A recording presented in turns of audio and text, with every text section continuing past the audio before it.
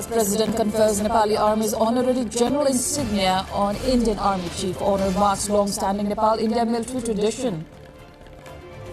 HOR Speaker directs Prime Minister to respond to lawmakers' concerns. Issues range from governance to disaster response. Nepal's provincial governments undergo political changes. Bagmati's chief minister resigns. Koshi reshuffles its cabinet. Trump to scale back US-South Korea military drills. Cities tie with Kim in downsizing drills. At least 7 killed and 19 injured in a stampede at a Hindu temple in India's Bihar. Poor crowd management blamed. And Arsenal humbles Manchester City to lift Community Shield title. Result gives Arteta's team an early season triumph.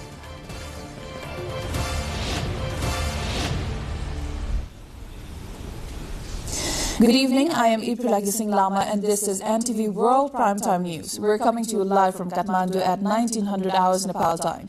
Elsewhere it's 13:15 in London, 22:15 in Tokyo and just after midnight in Sydney. Now the news in detail. Nepal's President Ramchandra Paudel has presented Dhiraj Sheth, the Chief of the Army Staff, Indian Army, with the insignia of the Honorary General of the Nepali Army.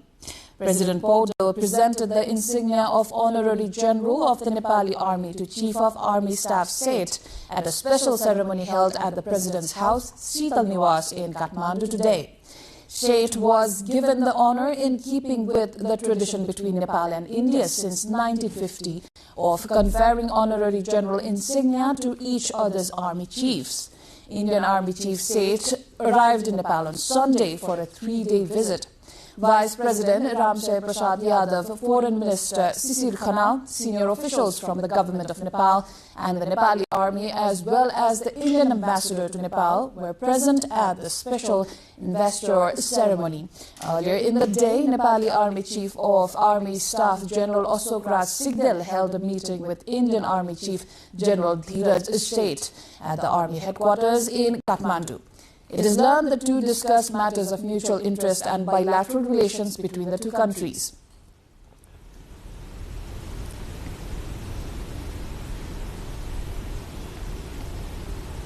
In other news, Speaker of the Nepal's House of Representatives, Dol Prasad Aryal, has issued a ruling directing the Prime Minister to respond to queries raised by the members of the House of Representatives, HOR.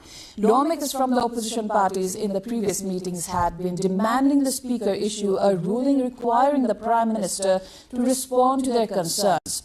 Speaker Aryal also has directed the government to respond to the issues raised by members of Parliament Gopal Sharma and Ashika Tamang within 3 days. MP Sharma of Rukum Paschim district had sought information about the government's response in the earthquake-affected areas, including Rukum, Jajarkot, Salyan and other districts. Likewise, MP Tamang had urged the government 37 days ago from the 0 hour of the HOR meeting to bring home the mortal remains of Santos Rai of Thading from Cambodia. MP Sharma and Tamang protested in today's HOR meeting by standing, seeking the government's response to their demands. The lawmakers in today's session also have drawn the attention of the government on the incidents of loss of lives and properties to landslide and floods following incessant rainfall across the country. Meanwhile, today's HOR meeting also approved a proposal tabled at the HOR seeking consideration on the Mines and Minerals Bill 2083. The proposal seeking consideration on Mines and Minerals Bill 2083 could not have been tabled in the HOR meeting on August 11 for lack of a quorum.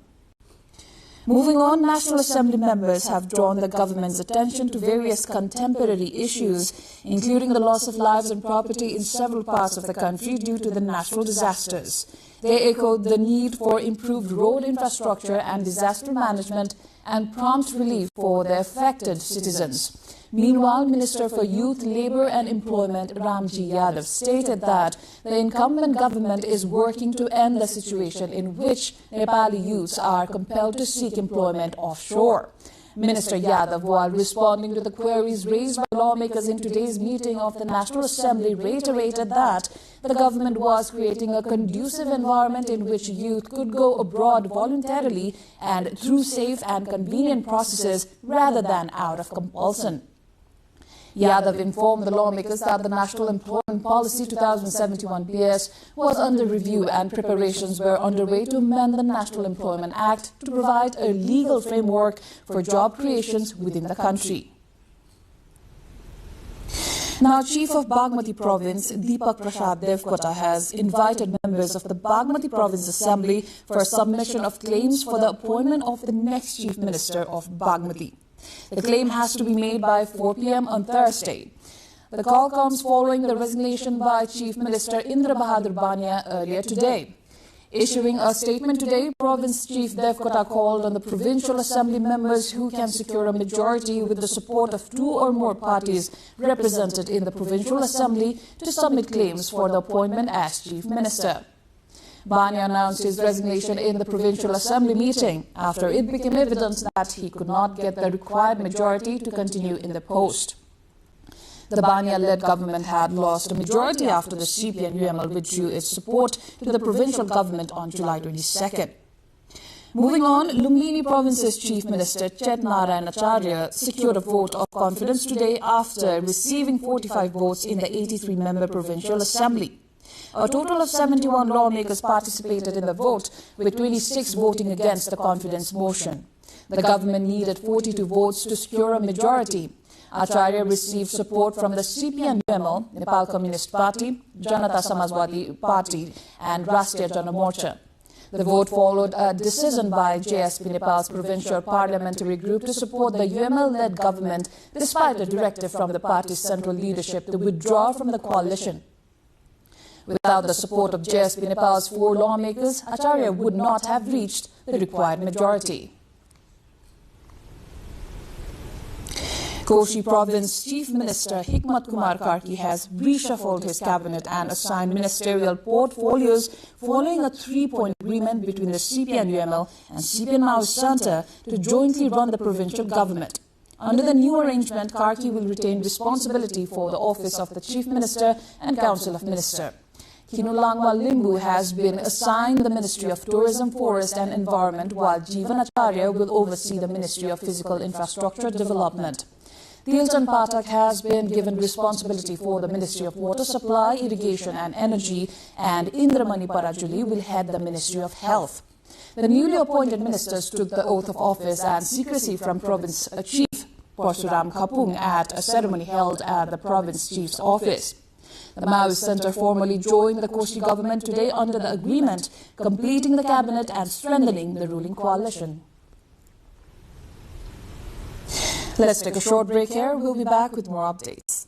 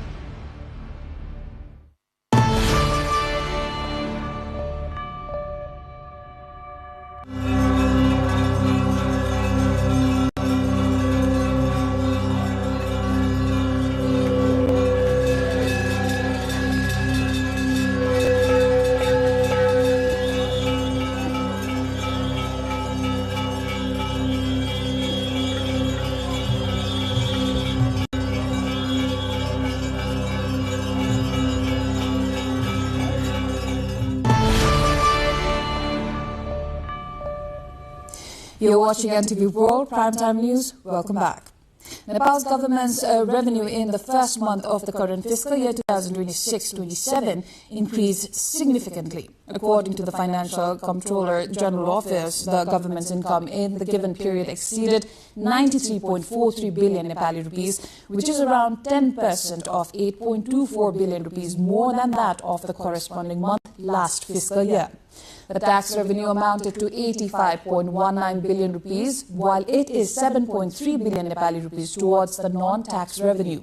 Similarly, the government during the first month of the current fiscal year, that corresponds to mid-July to mid-August, received foreign grant assistance of 240.3 million rupees.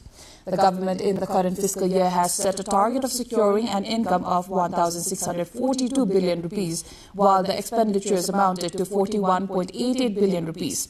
Under the fiscal management, the total spending is 19.15 billion rupees, which accounted for 4.53% of the total annual allocation. Moving on, 9 road sections across Nepal have been completely blocked by landslides, road subsidence and river erosion triggered by persistent monsoon rainfall, according to Nepal Police.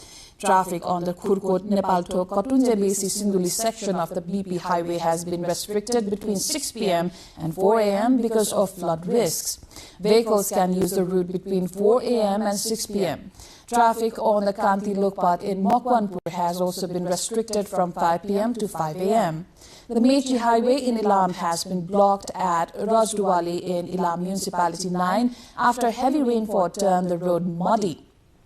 Now, police said an alternative route is available. The Araniko Highway has been completely blocked at Iku in Bhotekosi Rural Municipality to Sindupal Chok following a landslide involving rocks, soil and debris. In Rasua, river erosion by the Trishuli has damaged the road beneath the Pasang-Lamu Highway at Khalte in Uttar Gaya Rural Municipality 5, disrupting traffic on the Trishuli-Mailung-Safru Besi section. The Bheri Corridor in Rukum West, Besi Sahar Manang Road in Lomjung Beni Johnson Road in Magdi, and Khanbali Kimathanka section of the Kosi Highway in Songkhla have also been blocked by landslides or road subsidence. Nepal Police has urged travelers to check road conditions before setting out and take necessary precautions, warning that the risk of landslides, road subsidence and river erosion remains high in hilly and mountainous areas amid continued rainfall. In other news, in the monsoon season, heavy rains are flooding the underground burrows. This forces venomous snakes out into the open. But instead of fear, today brings deep reverence to the serpent king, with the Hindus offering ritual worship. Let's look at the myth and Nag Panchami's modern significance. Here's a report. Across the country, families are pasting colorful Nag or posters of serpents above their main doors. They use fresh cow dungs as a natural glue. This ancient tradition acts as a shield to protect homes from evil energies and lightning strikes. At holy sites like Nagpokhari and Taudaha Lake in Kathmandu Valley, devotees throng to pour out pure milk offerings. Among many legends of Nag Panchami, ancient Kathmandu Valley once faced a catastrophic multi-year drought because the water-ruling serpent deities withheld the rains. To save his people, a king Guna Kamadev used esoteric tantric rituals to peacefully subdue the Nags, unleashing a torrential downpour and cementing Nag Panchami as a permanent day of gratitude. Even the fields have gone completely quiet today. Farmers have put away their tools. All tilling and plowing are strictly forbidden to ensure no hibernating snakes are accidentally harmed. But this is not just about ancient myths or religious duty. Modern science shows our ancestors were protecting a vital piece of our ecosystem. Biologists say these serpents are the unsung heroes of agriculture. Snakes consume rodents and crop-damaging insects, directly saving the monsoon rice harvest from destruction. Without them, pests would ruin our food supply. Nag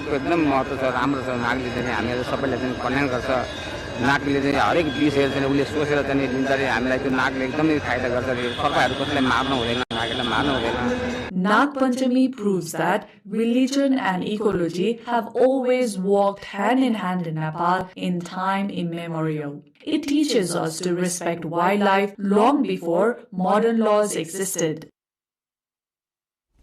Now, Nepal's Tharu community in far western Kailali district have begun this year's Gurahi festival, marking their first major celebration of the year and the start of a broader festival season. The observance, rooted in indigenous Tharu belief, is meant to protect households from snake bite, lightning, fire, disease and misfortune in the year ahead. As part of the ritual, villagers gather at dusk dressed in new clothing, carrying puffed rice and colorful cloth dolls. Then the group performs a communal ceremony led by village elders known as Gurhi Tataune, in which children strike the air with decorated whips.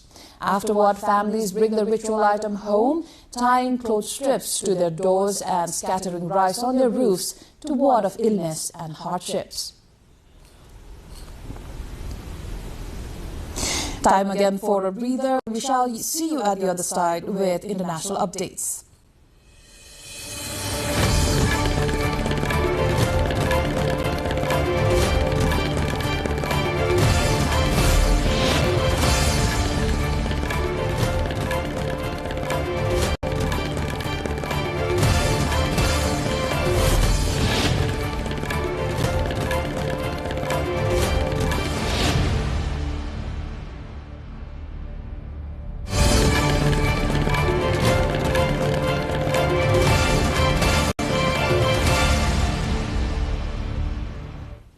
U.S. President Donald Trump has said the U.S. will substantially reduce joint military exercises with South Korea, citing his very good relationship with North Korea's leader, Kim Jong-un.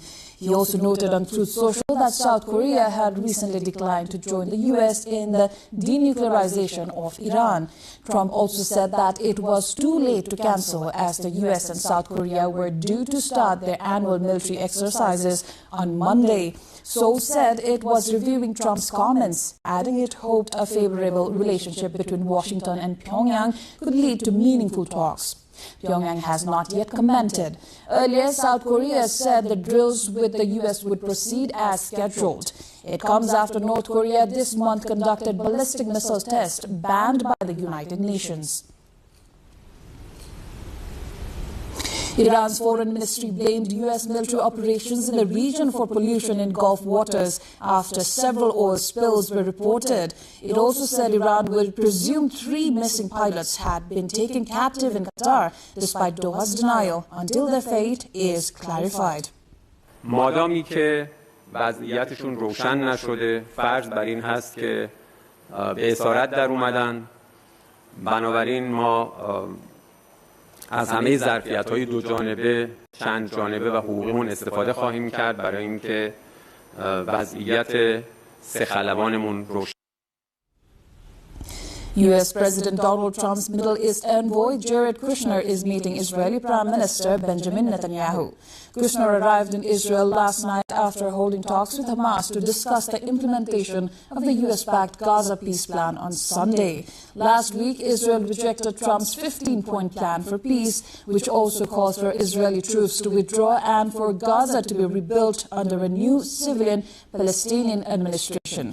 The rejection came after Trump's Board of Peace said it had reached agreement for the complete disarmament of Hamas and other armed groups in Gaza last month. 8 Muslim countries issued a statement on Sunday condemning Israel's rejection.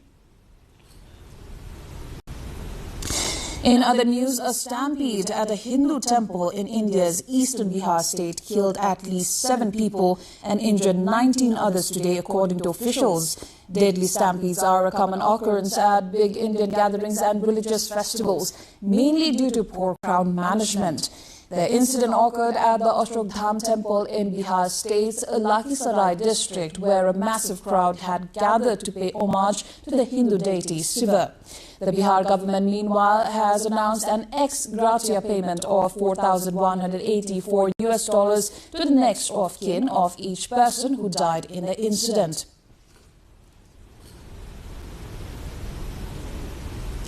Now, the Ebola outbreak in the Democratic Republic of Congo is now the deadliest in its history, according to public health officials. A total of 2,325 people have been killed by the virus since it was declared on 15th of May, surpassing the death toll of the country's 2018-2020 outbreak. The outbreak was already the fastest growing on record, UN humanitarian chief Tom Fletcher said last week, warning that the epidemic is killing someone every 30 minutes. There is currently no approved vaccine available for the Bundibugyo species that has caused the current epidemic, but several are in development, including one based on technology used to develop the AstraZeneca COVID-19 vaccine. DR Congo's Institute of Public Health on Sunday said it had recorded 4,945 confirmed cases, including 101 in the previous 24 hours. Let's take another short breather. We shall be back with more updates.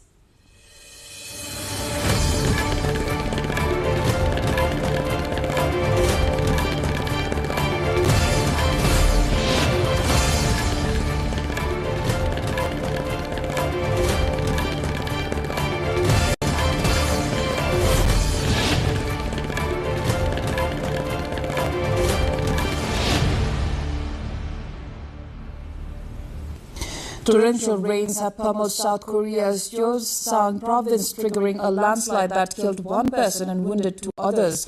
The landslide buried the first floor of an apartment building in the southeastern city of Gyeonggi on Monday morning. Rescuers pulled out 3 people, one of whom was later declared dead, local media reported. This comes as record rainfall triggered by back-to-back storms caused widespread flooding and landslides in parts of China, Japan and the Philippines.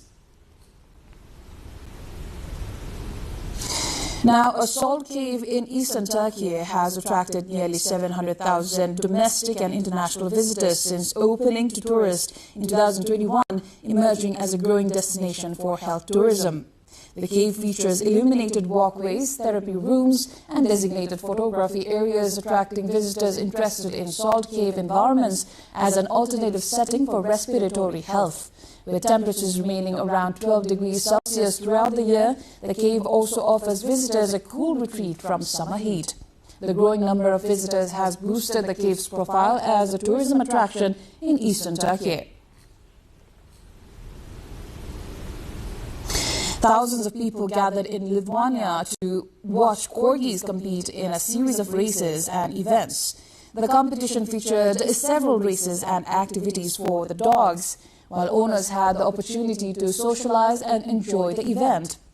The event, now in its 5th edition, has grown far beyond organizers' initial expectations.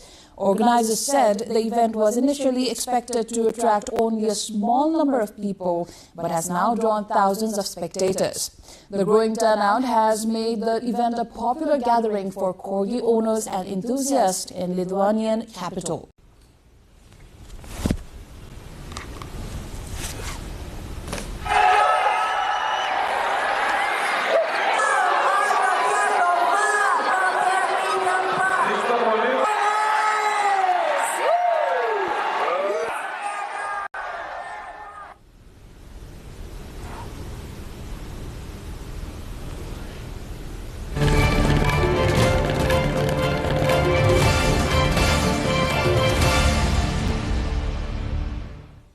Time now for sports update.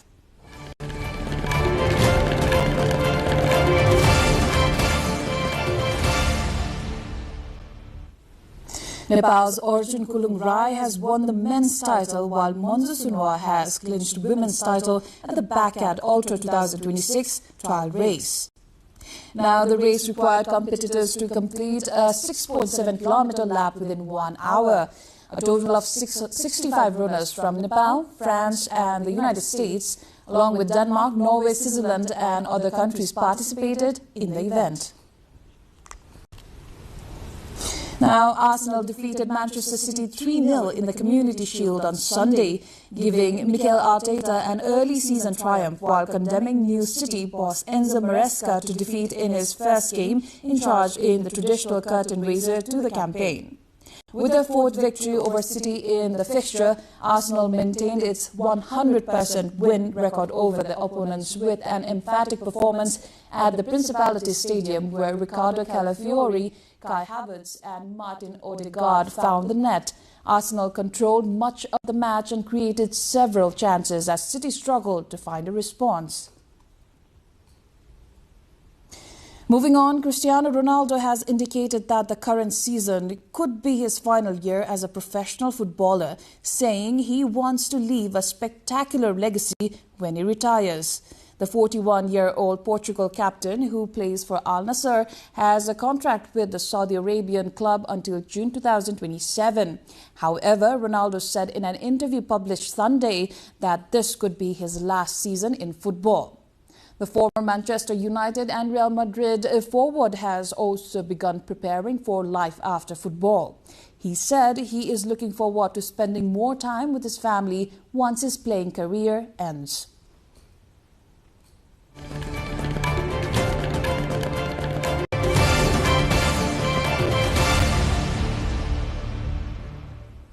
Now, before wrapping up, let's have a quick recap of the headlines once again.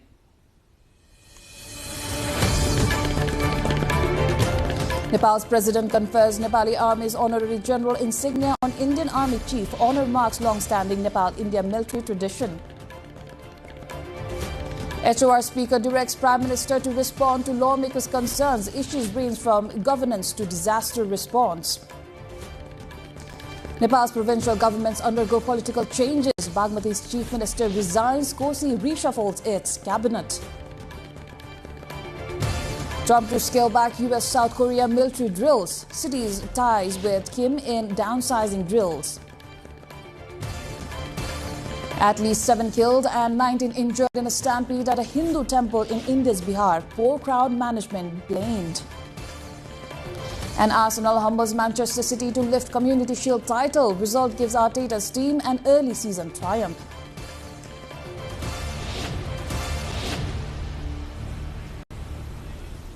That's all for the moment. Our next bulletin will be at 2200 hours Nepal time.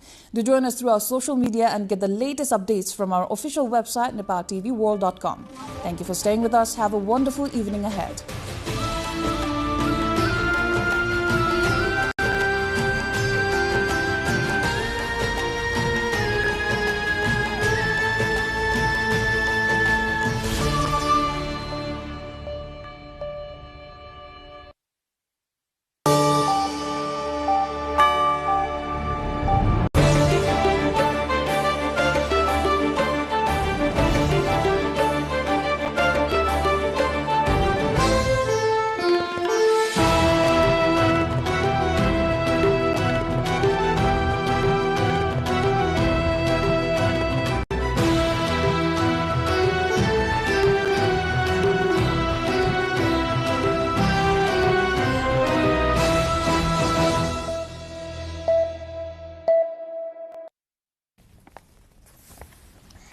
Welcome to the studios of NTV World in Kathmandu.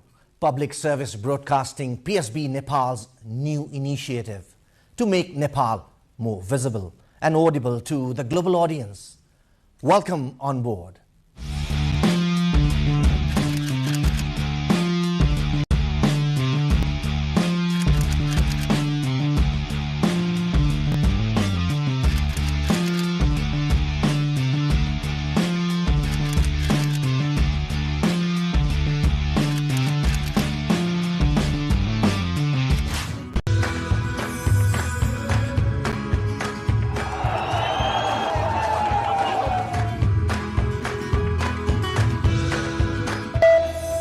This is NTV World, facts that speak, insights that matter. Telling the stories of a changing planet. NTV World, Nepal's perspective to the world. Exploring the heartbeat of Nepali creativity. This is NTV World. The power of story shaped by technology. NTV World. Unearthing Nepal's hidden heritage. Discovering the timeless Nepal. Telling stories that endure across centuries. Where culture breathes, stories bloom. When the world moves, we make a sense of it. NTV World. Taste of Nepal. Every recipe, every flavor tells the story. Journalism in the digital age. Fast, focused, verified. Stories hold power. Stories reflecting life. Stories of the hinterlands. Reporting for NTV World. This is NTV World. Welcome to News Hour. This is NTV World. Welcome to Primetime News. One story at a time. Crossing borders, connecting voices, where Nepal meets the world in dialogue. This is NTV World, Nepal's perspective to the world. Voices that connect Nepal to the world, bringing perspective, region and relevance to every story. NTV World, Nepal's perspective to the world. Stand by. Mic is on. 3, 2, 1, cue. We are NTV World.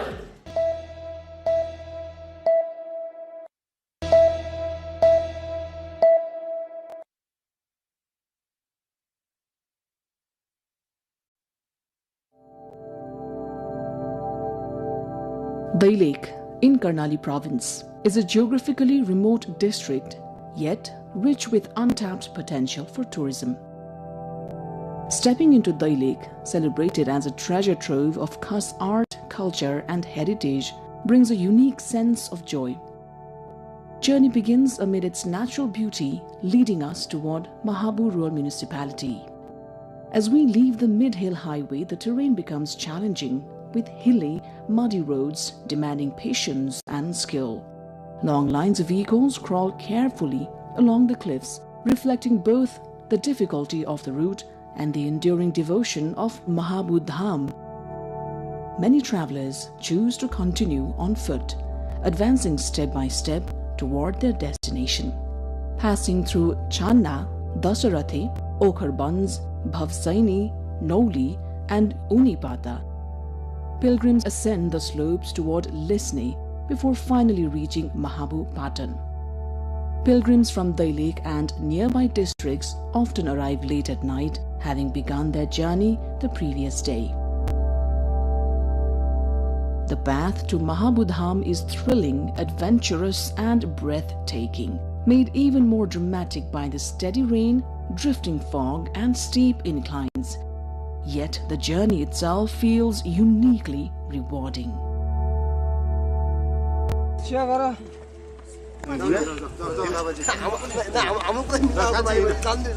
Mahabu Lake or Mahabu Dham, located within Mahabu Rural Municipality, is a remarkable place of natural beauty, religious significance and cultural heritage. Situated at an altitude of 4,200 meters, the area is adorned with emerald lakes, grazing flocks of sheep and goats, and a sky that dances with Himalayan mist.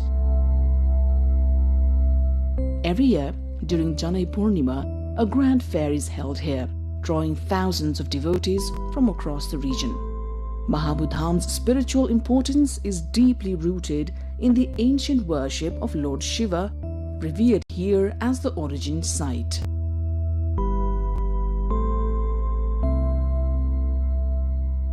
From Mahabu Lake, visitors can enjoy magnificent views of Api and Sai Palhimal, and on clear days, even the plains of Bardia. Given its religious importance and natural splendor, Mahabu Dham holds immense potential as a religious tourism destination. Improving the rough, narrow access roads is essential for supporting this growth. Mahabu Dham is more than a pilgrimage site. It is a confluence of culture, history, faith, and nature. To truly appreciate its significance, one must visit Mahabu Lake at least once, immerse oneself in its natural beauty, and experience the serene environment that leaves a lasting impression.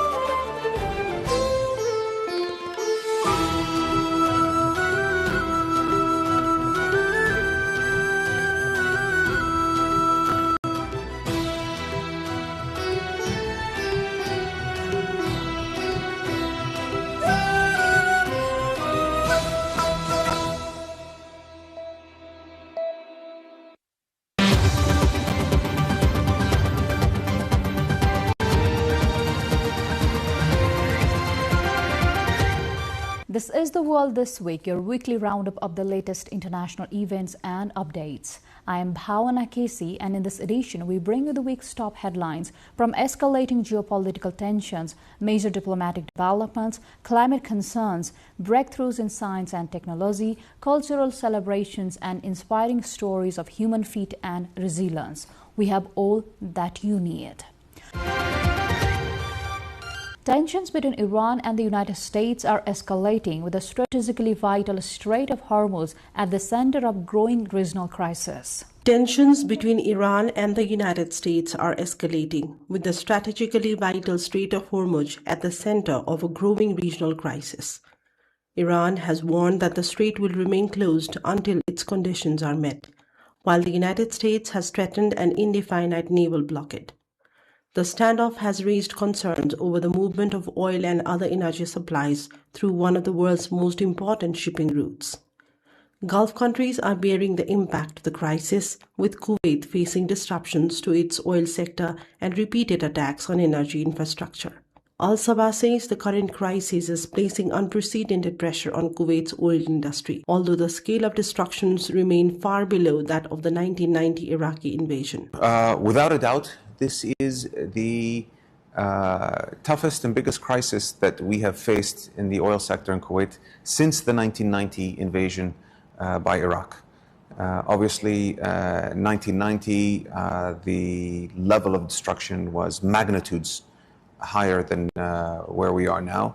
However, this crisis has presented a new challenge.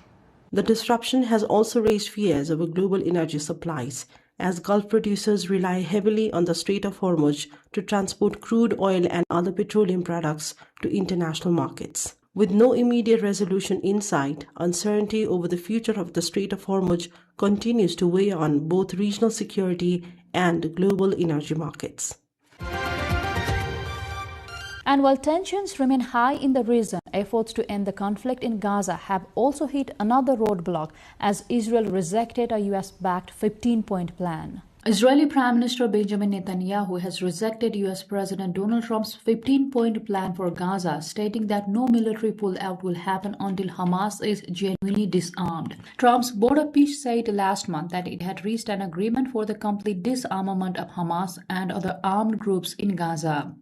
But Hamas said handing over its heavy weapons was contingent on Israel ending all forms of aggression and withdrawing its forces from Gaza. Israel, meanwhile, has continued to carry out strikes on Gaza since agreeing to an initial ceasefire in the territory last October. Netanyahu, at a cabinet meeting on Sunday, said Israel rejected the 15-point document. ישראל שוללת את מספר 15 הנקודות. צה"ל לא יבצע נסיגה כלשהי עד פירוק החמאס מנשקו. בנוסף, צה"ל ימשיך לסכל את האיומים נגד כוחותינו ואזרחינו. Trump last month announced a monumental step toward lasting peace and security after Hamas said it had accepted a disarmament plan for Gaza. It signals another blow for Trump's Gaza peace plan, which was announced in September last year. The plan included the creation of the Board of Peace to oversee the agreement's implementation, as well as the disarmament of Hamas, withdrawal of Israeli troops, and reconstruction of Gaza. From conflict in the Middle East to a devastating natural disaster in South America, Colombia is mourning after a powerful earthquake killed more than 200 people, while rescue teams are racing against time to find survivors trapped beneath the rubble. A powerful 7.4 magnitude earthquake has killed more than 200 people in western Colombia, leaving thousands injured and hundreds missing. The earthquake, the strongest to hit the country in a century, caused widespread destruction across several cities, with homes, roads, and critical infrastructure damaged or destroyed.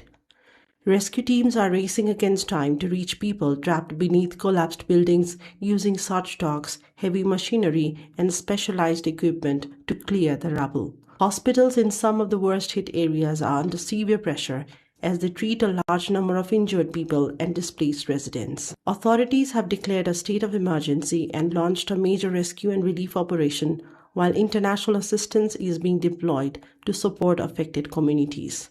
Rescue crews, meanwhile, continue to work around the clock as hopes of finding survivors remain.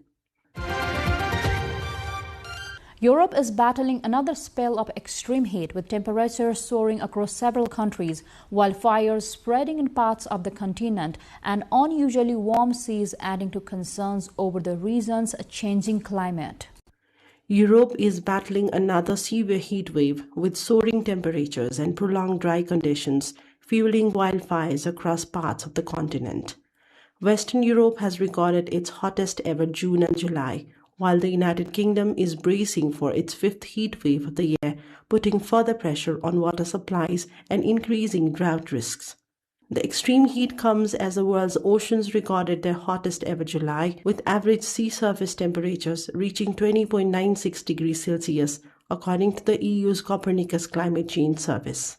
July was also the joint second warmest month globally on record, at 1.47 degrees Celsius above the estimated pre-industrial average.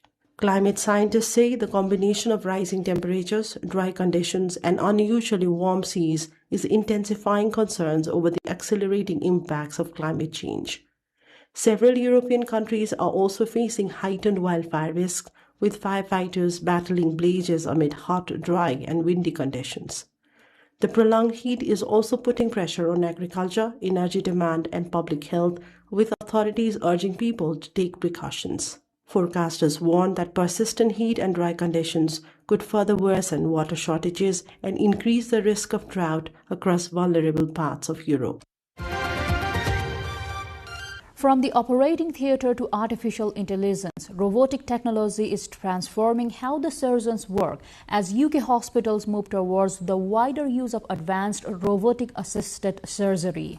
A London hospital is demonstrating the growing role of robotic-assisted surgery as medical professionals prepare for wider adoption of advanced systems, including the new Da Vinci 5 robotic surgical platform.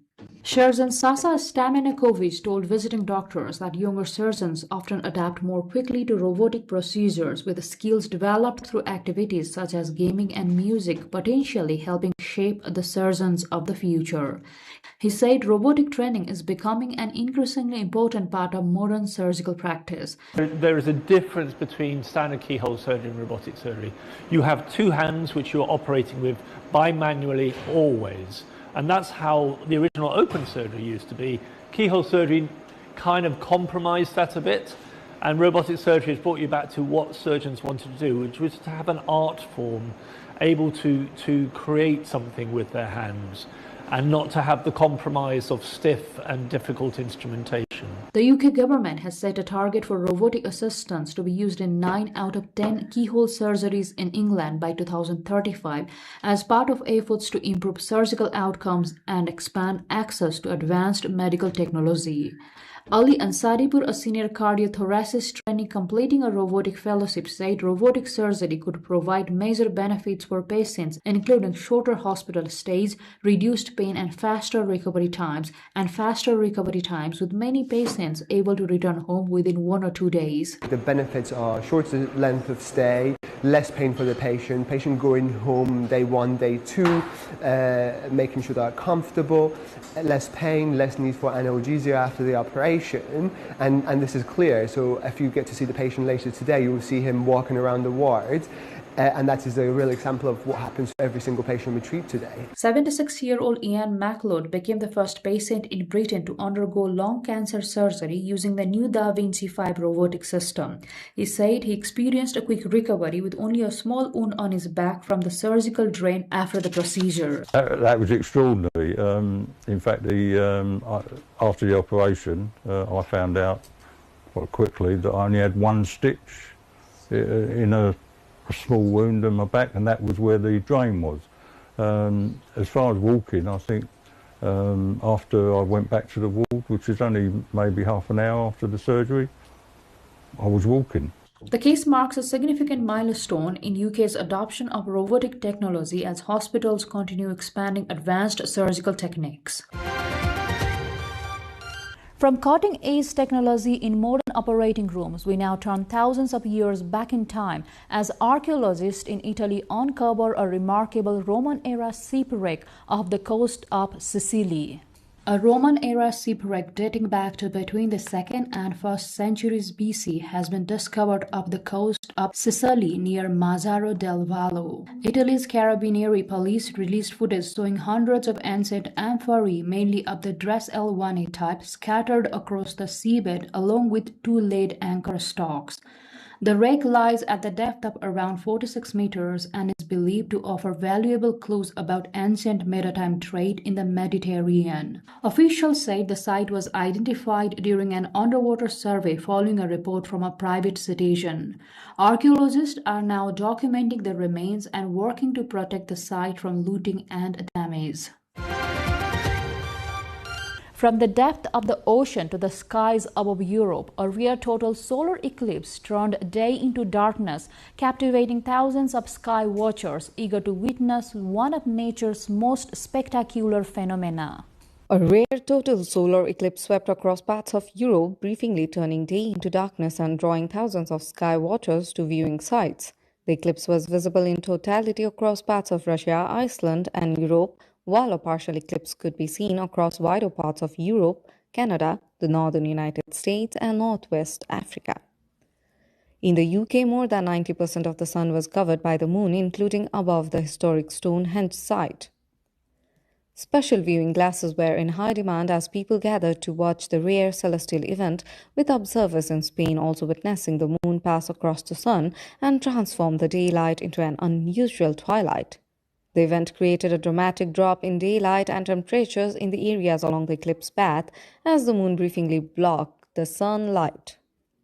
Astronomers and researchers also used the eclipse to observe the sun's outer atmosphere, while scientists urged the public to use certified eye protection while viewing the event. The eclipse became a major attraction for tourists and astronomy enthusiasts, with viewing events organized at several locations across Europe. And while millions look to the skies, a different kind of spectacle is taking over the streets of China, where Chongqing's futuristic landscape is becoming a viral tourism attraction. Neon-lit streets in Chongqing of China have become a growing attraction for tourists looking to recreate the city's popular cyberpunk motorcycle videos. As night falls, the sound of motorcycle engines fills the streets while dozens of visitors take turns posing on brightly polished motorbikes for personalized videos and photographs. Teams of vendors offer filming services to tourists, providing motorcycles, protective gear, and camera crews to produce short videos against Chongqing's dense urban skyline and colorful neon lights. The trend has been fueled by viral footage of motorcycles waving through the city's elevated roads and illuminated streets, giving Chongqing a distinctive cyberpunk-style image on social media. Among the visitors was 30-year-old Liu Changqing, who traveled from Shanghai specifically to take part in the experience. Liu said the motorcycle suit was his top priority after arriving in Chongqing, even as he wore a heavy motorcycle jacket in the city's hot and humid weather. The growing demand has created a new tourism-related business for local vendors who are capitalizing on the city's online popularity by offering tourists a chance to become part of the viral motorcycle scenes. A familiar symbol of the Paris Olympics is once again lighting up the French capital as the iconic Olympic cauldron returns to the skies above the Tuileries Gardens. The Olympic cauldron balloon has been reinstalled in Tuileries Garden in Paris, giving visitors another opportunity to see the landmark structure that became one of the most recognizable symbols of the Olympic Games. The installation, designed by Aerophil, will rise into the Paris sky every evening from 21 June until 14 September if weather conditions permit. The return of the cauldron has drawn attention from residents and tourists who previously saw the spectacle only through television coverage. They say the experience of seeing the structure in person creates a stronger emotional impact. The installation's return to the Tuileries Gardens allows the public to experience a piece of the Olympic celebrations beyond the Games period, as Paris continues to showcase one of the most memorable recent symbols. Officials said the attraction is expected to remain a major draw for visitors throughout the summer, offering a visual reminder of the city's role as the host of the international sporting event. The cauldron will continue its evening flights until September, subject to weather and safety conditions. For adventure seekers, an extreme canyon route is testing strength, skill and endurance in Turkey, combining near vertical rock descents, rushing waters and challenging climbs. An extreme adventure route at Guyver Cliff is attracting thriller seeker with a challenging combination of steep rock descents, canyon crossings and waterfalls. The route begins at the top of the cliff where participants descend near vertical rock faces using ropes. The technically demanding sections require experience, balance and concentration, with some stretches offering little room for secure footing. After reaching the bottom, adventurers continue through a narrow canyon, navigating large rocks and cold water before reaching scenic areas deeper in the valley. The final stage involves climbing through water, completing a demanding circuit that tests participants' strength, endurance, and ability to cope with difficult terrain. Participants describe the route as physically exhausting and highly technical, warning that it should not be attempted without proper training and experience. They said the descent requires complete focus, while another described the route as extremely difficult because of the steep climbs and freezing water. Another participant said the combination of physical effort, depth, and adrenaline makes the experience worthwhile despite pushing the limits of endurance. From human endurance to the raw power of nature, Hawaii's Kilauea volcano has erupted once again, sending fresh fountains of lava in another dramatic display from one of the world's most active volcanoes. Hawaii's Kilauea volcano has erupted again, sending fresh fountains of lava into the air in another dramatic display of volcanic activity. The latest eruption began on August 12th within Hawaii Volcanoes National Park and continued for several hours. The U.S. Geological Survey said the eruption produced powerful bursts of lava from the crater, marking another episode of Kilauea's ongoing activity. The volcano has been one of the world's most active for decades, with eruptions regularly reshaping the surrounding landscapes. Authorities are continuing to monitor volcanic activity, gas emissions, and conditions around the summit area, while visitors are being advised to follow safety guidance. The latest eruption has once again drawn attention to the powerful geological forces shaping Hawaii's volcanic landscape. Colombo's skies turned into a colorful spectacle as thousands of kite flyers from Sri Lanka and around the world gathered for the country's International Kite Festival.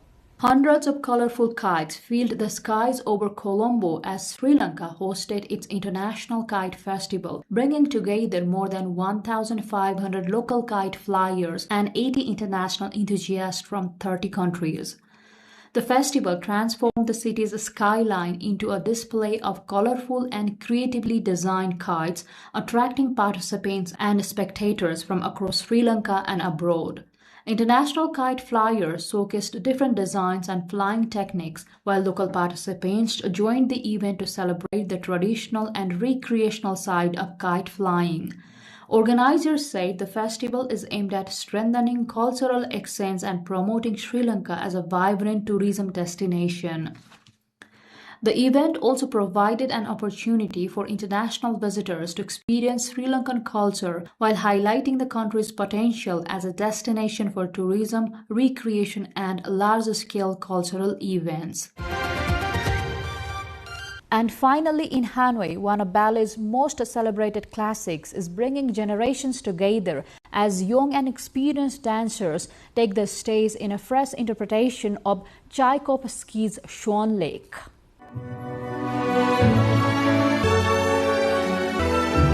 One of the world's best-known ballet classics, Tchaikovsky's Swan Lake, has been given a new interpretation in Hanoi, with dancers from different generations sharing the stage. The production was staged by the Vietnam Youth Ballet Center and brought together 43 dancers ranging in age from 7 to 40.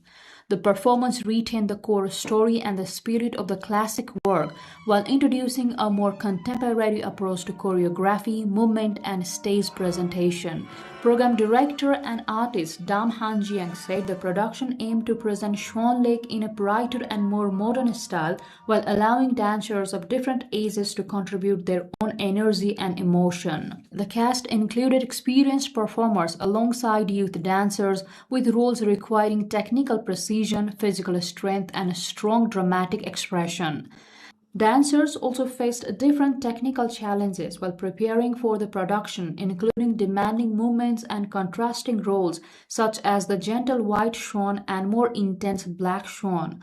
The performance highlighted the development of ballet in Vietnam and the growing involvement of younger generations in the art form. And that's all for this edition of The World This Week. We thank you for joining us and we hope you enjoyed as much as we did bringing it to you. We look forward to bringing you more of the stories shaping the world next week. You can also visit our website at www.nepaltelevision.com and follow us on our social media platforms and YouTube channel. I am Bhavna Kesi. Until next time, take care and goodbye.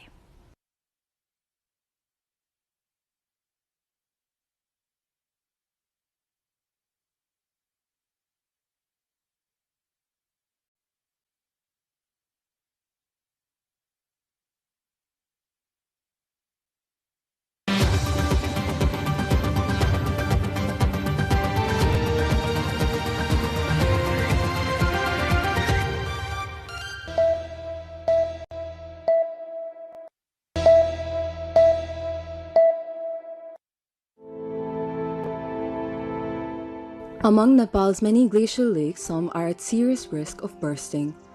Sudden bursts of these lakes due to the impact of climate change could result in massive loss of lives and property.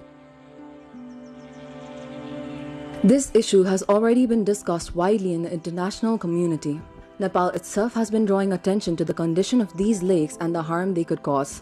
Even then, in the recent years, several glacial lakes of Nepal have already burst, resulting in heavy loss of life and property. Experts warned that this trend could continue to grow and have urged everyone to take preventive action. Just a week ago, in Koike rural municipality of Dolba district of the far western Nepal, flood mixed with derbs buried about 53 houses. Likewise, in mid-April 2025, heavy rainfall and flooding in Srinagar Bazar of Odanchuli municipality in Humla in the northwestern Nepal has caused massive destruction. Continuous rain has also damaged areas in Srinagar and nearby villages in Mugu's Khatiar rural municipality. Last year, it was confirmed that the flood in Thame River of Solukhumbu in the Khumbu region of the foothills of Mount Everest was caused by glacial lake outburst. Similarly, the unexpected flood in Rasua along Nepal-China border in the north on July 8, 2025, according to experts, was the result of glacial lake outburst. Recently, ICIMOD used satellite images and other research to identify 47 glacial lakes that could burst at any time, causing harm to human settlement in Nepal. The study shows that many of these high-risk lakes are located within Koshi River Basin. ICIMOD's General Director, Dr. Pema Gyamso, says that the climate change and rising temperature are the main reasons behind the bursting of these lakes. Gyamso adds that to stop such disasters, there must be strong investment in the early warning systems and emergency preparation. Collaboration चाहिए, cooperation transboundary. अब हाम्रो 8 वटा देश छ इन्दो-कोशी हिमालयमा, त्यसमा हामीले information exchange गर्ने, scientific cooperation, अब त्यसको लागि पनि इन्भेस्टमेन्ट चाहियो, फन्डिङ चाहियो, त्यसको कुनै प्रब्लम छ, अन्त हामीले अहिले इसिमोड चाहिँ यो पोलिटिकली न्युट्रल भएर हामीले चाहिँ के गर्दैछौँ भने साइन्टिस्टहरू र हाम्रो पोलिसी मेकरसँग लिएर डिस्कस चाहिँ हुँदैछ, तर हामीले अलिक यो भन्दा बेसी कोअपरेसन चाहिँ गर्दैछ, खास चाहिँ कोअर्डिनेसन कोअपरेसन हो। हामीले यो रिसोर्सेस र यो नपुगेर पनि कोअपरेसन छ भने अहिले भन्दा बेसी हामीले त्यो प्रिभेन्सन गर्न सक्छौँ डिसास्टरलाई। Out of the 47 risky glacial lakes, 25 are located in China, 21 are inside Nepal, and 1 lies on the Indian side.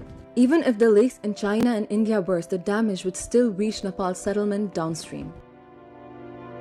Records show that glacial lake outbursts have been causing destruction in Nepal for decades. In the past 24 years alone, 26 glacial lake outbursts have been recorded. Among them, 14 occurred inside Nepal itself.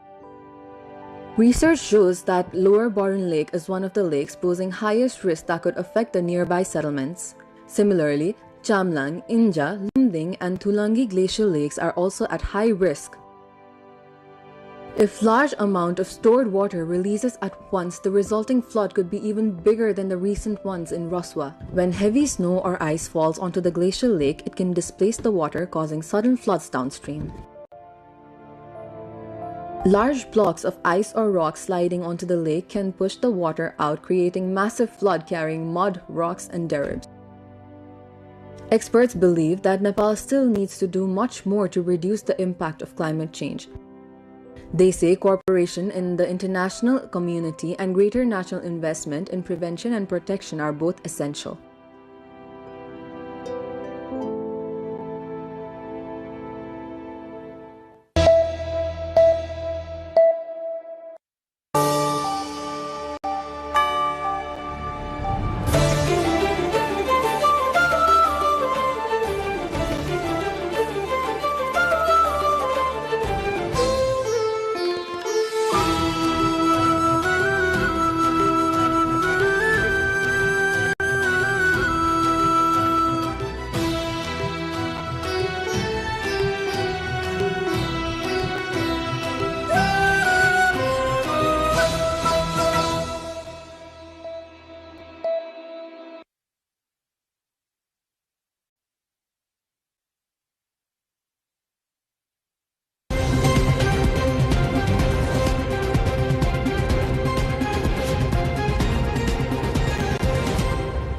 For decades, our computers have been getting faster. They've been getting smaller and smarter. And then came artificial intelligence, and suddenly machines began writing. They began creating, predicting, and even reasoning in ways we once thought were uniquely human. But there's another technological revolution quietly taking shape at the moment, and that is quantum computing. It promises to tackle problems that even our most powerful computers may struggle with, from discovering new medicines and materials to transforming cybersecurity and energy. But how close are we really? And what does this revolution mean for a country like Nepal and for the rest of the world? That's today's issue. Joining us on Insight is Mr. Ujjwal Roy. He's the founding president of the World AI Alliance. He's the founder CEO of Scale Build AI and is also a strategy lead for quantum software initiative at Quantum X. Mr. Roy, welcome to NTV World Insight. Thanks for having me. It's a lot of jargon. It's technical for common people to understand, of course. When we talk about quantum computing, it sounds heavy. How is it different from the computers that we are using today? And perhaps how is it different from artificial intelligence as well? Yeah, sure. So I would actually like to clarify that artificial intelligence is a technology platform that can run either on computers of today or on quantum computers. It actually complements quantum computers. And how quantum computers are different compared to the current computers. So the current computers that we're using today, whether it's an iPhone 17 or any model of iPhone or MacBook or any of the PCs or any of the enterprise servers that's used in the data centers, all of those are classified under classical computers. It's classical computer. The quantum computers actually have very different physics and very different software protocol that is actually used to generate massive amount of compute for the same footprint. Just like in the classical computer, we have zeros and ones, right? So we say that classical computers operate on the binary system. Mm-hmm. We have very similar concept in quantum computer. However, there's a concept of superposition and entanglement. These are the two jargons that actually drives quantum computers. So in classical computers, 0 and 1 cannot exist at the same time. Either 0 exists or 1. But in quantum computers, zeros and ones can exist at the same time period. It's called superposition. And the other thing is entanglement. So zeros and ones shared across multiple qubits. So what it basically does is it actually exponentially increases the compute capacity. The speed of it? The speed of it, or the amount of data that it can process. So, for example, the cryptographic principles or protocols of today, it would take the classical computers the whole age of the universe to break, or it's almost unbreakable. You cannot break it. Maybe simplify, what do you mean by when you say cryptographic principle? So the cryptographic principles that are in place today are called RSS and ECC, the RSA and ECC. So these are the two major cryptographic principles that's been applied on anything that you use, whether you use your banking platform, your social media platform. So all of your data, your banking data, your financial data is secured by RSA and ECC. Your social media, your personal chat history and everything is secured by these companies by using these principles. And these are actually almost unhackable or almost unbreakable, utilizing the computers of today, or utilizing the classical computers. However, for quantum computers, it's very easy to break. And the reason behind that is because it would take very, very large amount of time to break the encryption that is actually covered by ECC and RSA, the encryption principles that are used today. It would take almost millions and millions of years to break it. So no hacker would actually try to break it because no one is going to live that long, right? However, for quantum computers, the same encryption will take a couple seconds to break. So that's the amount of compute difference we're talking about when we're talking about going from classical to quantum. Where exactly are we at the moment? Because the quantum computing has been, is it overhyped, or have we made a breakthrough globally? There has been some breakthroughs, but also there's a lot of marketing hypes. So since I'm an expert in this field, I can actually see that the marketing stunts coming from IBM or Google or the top labs in the world like Stanford Quantum Lab or MIT Lab, they all want to look good. So yes, of course there is some hype, and I think they do understand that the general public does not really have a very, very good understanding, or the general public does not have their hands on the quantum computers, right? So it's easy to win in this marketing game. However, there has been some breakthroughs. So two principles that I talked about earlier, quantum superposition and quantum entanglement, we have actually made significant breakthroughs where the Google labs, MIT lab, Stanford lab, they all have claimed that they have achieved the quantum superposition of bits, like zeros and ones existing at the same time. And also they have claimed that the entanglement of qubits, so that even if there is a large multimodal calculation that is being done on quantum computers, the qubits can stay entangled. I know I'm using a lot of technical jargons. And is that the error that is a challenge? Yeah. So the biggest challenge in quantum computing is the error rate. So it's called BER, bit error rate. So the bit error rate is very high, and the whole effort or hard work that all of these top quantum labs are trying to do, including IBM, is reducing that BER. And how does it concern a general public, let's say, the errors? How does it make us prone to risk, or what kind of risks can we face? So right now, the general public does not really have any risk, because all of these quantum computers, they actually exist in these labs. And it's not, general publics are not exposed to the quantum computers or the risk that these computers poses, because these are all in the baby and pre-development stage, right? Or pre-market stage, I would say. They are all in the development stage. So general public does not really have to fear about things like this. However, there are some other things like HNDL, right? That is harvest now defibrillator, things like that. Those things does poses risk because all of our data that's been stored today, a lot of them are already hacked. Because we always hear that Experian just got hacked, which actually carries the credit data of most of the Americans and some of the other parts of the world too, right? So they actually know how much loan do we have and what we purchase using our credit card and all of our asset holdings and all of that. So all of this have already been hacked. It's available on dark web. However, the data is encrypted, right? But when these hackers does have access to quantum computers at that time, they will be able to decrypt it. And it sounds very risky to even explore quantum computing then. Why are we doing it? So humanity, or the human civilization, it's always moving towards efficiency. We have always been going towards more and more efficient system.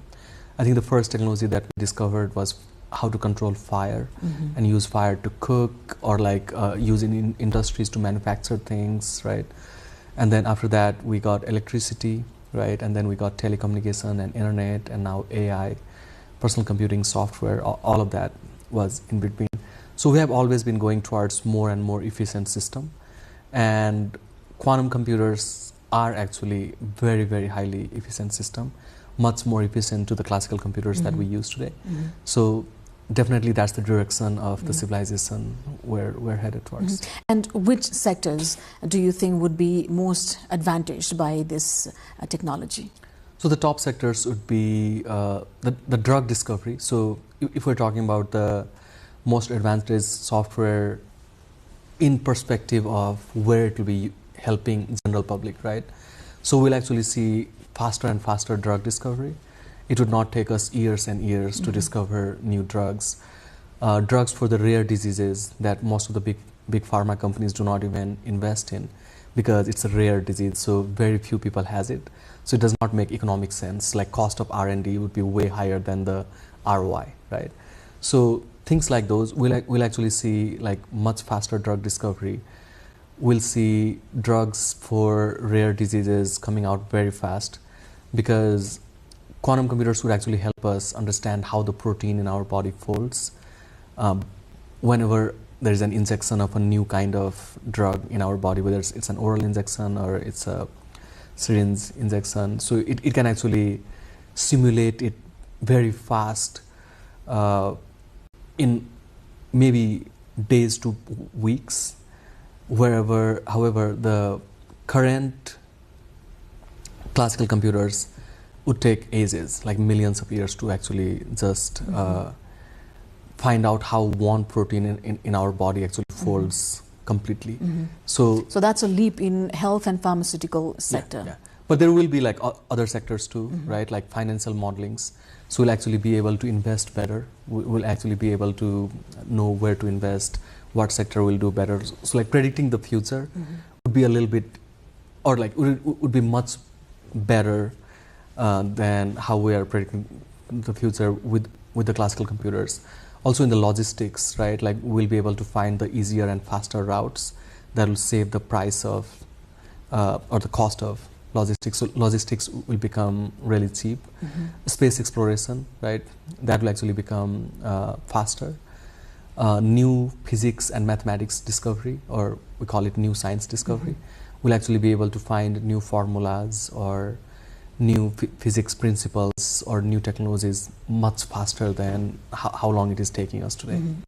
A lot of us who have access to internet and devices are very much dependent on artificial intelligence. Do you think these two will be complementing each other? Will AI help in advancing quantum computing, or the other way around? How do you see them going in tandem? Yeah, I think in the beginning, since we have AI here already, AI is already helping advance the quantum computing technology.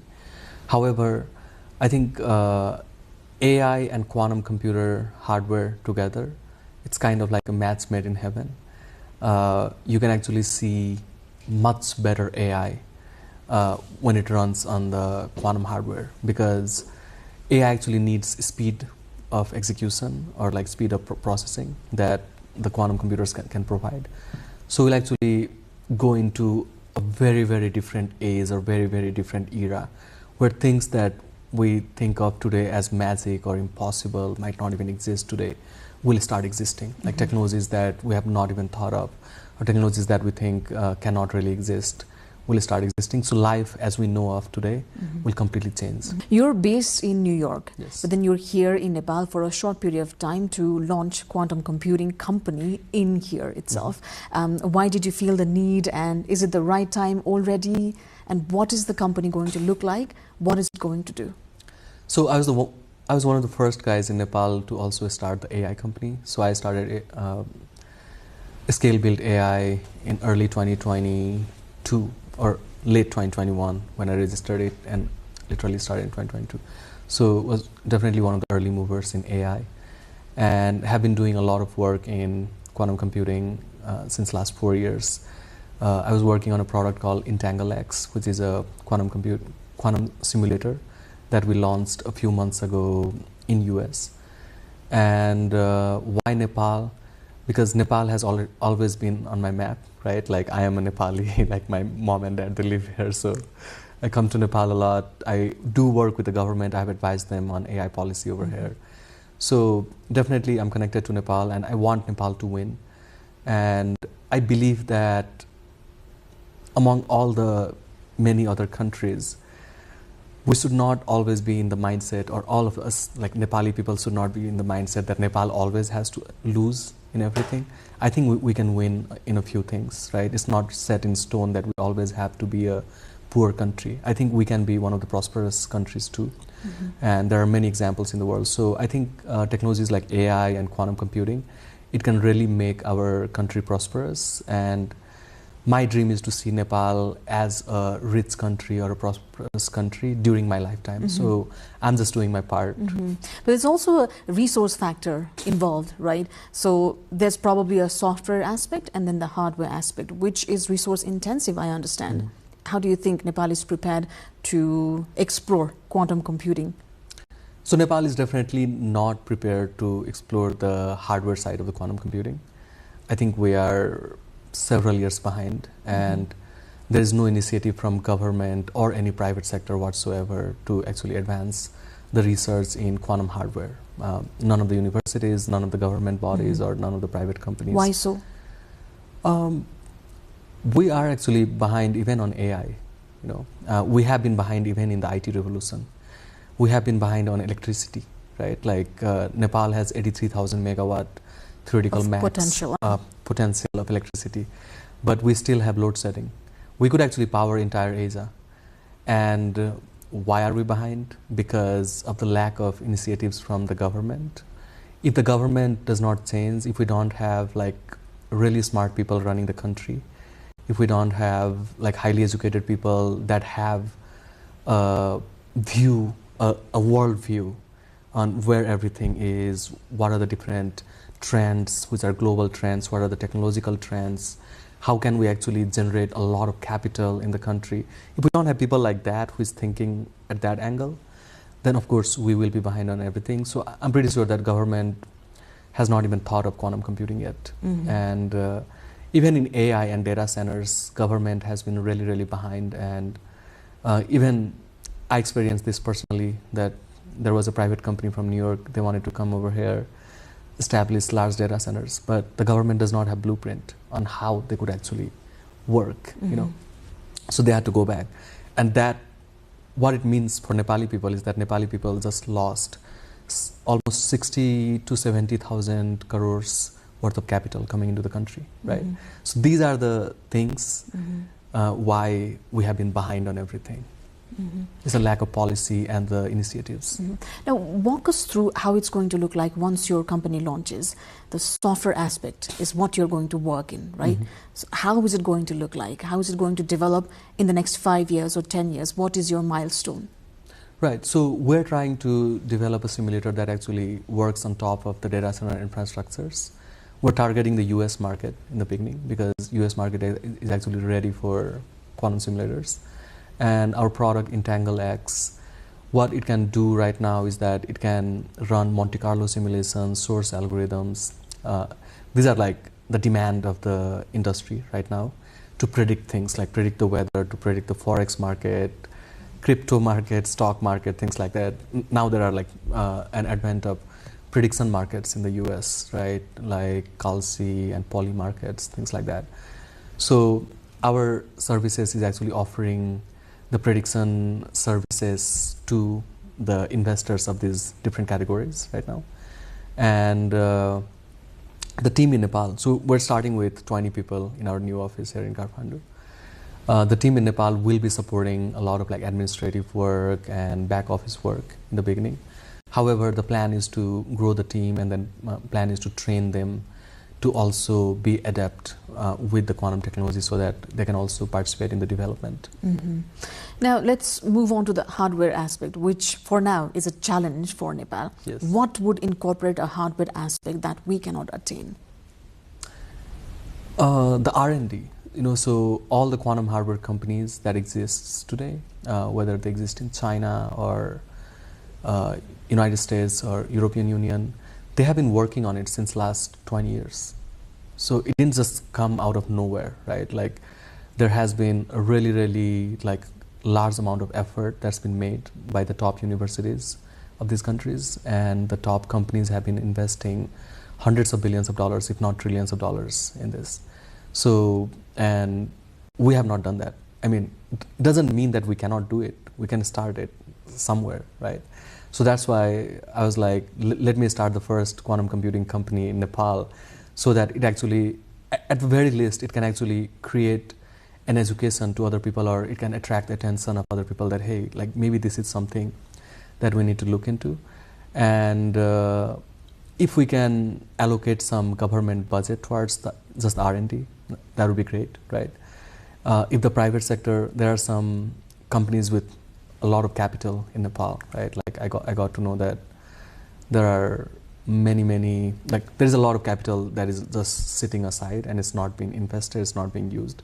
So also the private sector could actually start thinking about it, because it can benefit both the government and the private sector. Do you think countries are already in a big race for quantum computing? Yeah. So you can actually see that there's a big race between US and China, right? There's already, we're hearing about the race of AI between US and China. But the thing that nobody's talking about is that there is already a quantum computing race between US and China. And US is definitely ahead right now. But that doesn't mean that that will be the case forever, because China is advancing very fast in this space. And on what basis do you say that? I mean, US has many labs. So US was an early starter or early adopter, right? So, or early mover in this space. And China moved probably like a decade ago, 10 years ago. US moved 2 to 3 decades ago, right? So that's why US has that early mover advantage. But China is actually catching up at a very high speed. What would you say about India? India is, I have not heard much about like quantum computing in India, right? Maybe they're starting to work on it now, but India is definitely not in the list when you talk about the top quantum computing players in the world. The proximity that Nepal has with China, do you think China's advancement in quantum computing would be of advantage to Nepal? Yeah, definitely. I mean, we can actually see the quality of life of Nepali people. It has actually dramatically improved because of the Chinese manufacturing capacity, that they can manufacture the daily use items at a very cheap price, and we have access to like tissue papers at a very cheap price, toilet papers, like water bottles, electronic gadgets that we use. Had it not been for China, we'd not even maybe have had access to these things, because if these things were always coming from Japan or America or South Korea, it would only be accessible to a select few in the country. But the fact that any restaurant that we go to, it's like it has everything that you need, like anything that a Western restaurant has, or any hospital that you go to, it has everything that a Western hospital has. It's because of Chinese ingenuity, and then their creation, their new creation that they did in this manufacturing sector, that actually made the cost of items very low. So if China can develop quantum computing faster, I think we'll all have access to it in this region. Artificial intelligence is already creating anxiety in the job market. Do you think quantum computing will have similar effect?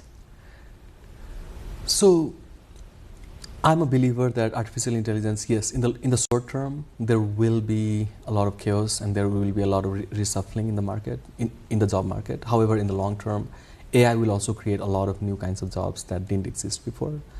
Just like internet and software created new kinds of jobs that didn't exist before, right? With the quantum, definitely AI will accelerate. However, quantum computing actually does create many, many new kinds of jobs that didn't exist before. And already I was looking at, right before this interview, I was looking at what the top consulting firms like McKinsey and BCG, Boston Consulting Group, they are predicting that by 2030s, quantum computing service market alone will be worth hundreds of billions of dollars. So what that means is that many jobs will be created, right? And we can already see like companies like us, we're already creating so many jobs, right, because of quantum. So quantum computing space will be creating more and more jobs. However, we cannot say that in the short term because different countries or different companies, they will have to work on reskilling, upskilling, capacity building for this new kind of technology. How can somebody watching this conversation take advantage of the future potential? What can they do right now so that they can grab the opportunity that you just mentioned? Yeah, I would say start learning the basic concepts, like start from the basic. And then there's a huge demand in the world right now for quantum computing consultants because the top businesses in the world, they're already talking about how can I use quantum computing to accelerate our business process, the operating procedures, or impact the bottom line of the company, right? So there is already a need for this niche of consultants, right? There will be need of system integrators that can actually integrate quantum computing systems onto the existing businesses. So I think there will be an explosion of demand mid 2030s, so in like 10 years, right? So the best way to prepare for 10 years later is today, right? Not 10 years later. So I think there's a ton of resources online by MIT OpenCourseware, just on YouTube. There are papers by Google and the other Stanford labs that has been released. So I think one should start, if they're interested in this field and would like to contribute to the sector, they should start looking at those white papers, looking at the publications. You mentioned about harvest now and decrypt later. That's a big risk that we are facing, which raises a question about mitigation as well, perhaps, and adaptation. Do you think we should already start towards the mitigation measures? Yeah. And what would it look like if so? Yeah, I think we should, because HNDL is a very big risk and hackers are already working on it. So hackers are already stealing encrypted data that they know that they cannot decrypt today. It would be impossible for them to decrypt it today. However, once they have their hands on the quantum computers, they can decrypt it and then misuse that data in any way that they would like, right? So that actually brings us to the conversation of post-quantum cryptography, right? So there has been some concepts and some protocols that has already been introduced in post-quantum cryptography. One is the lattice-based method, which actually uses like really complex geometric lattices that is very, very hard even for classical computers of today, but also for quantum computers to break. The other one is the hash function-based cryptography, which is actually hard for quantum computers and the classical computers to break. So there already has been some protocols proposed by the NIST, and there is a lot of work that is already going on. There are some companies that are already adapting to it, and then they are moving their databases to post-quantum cryptography.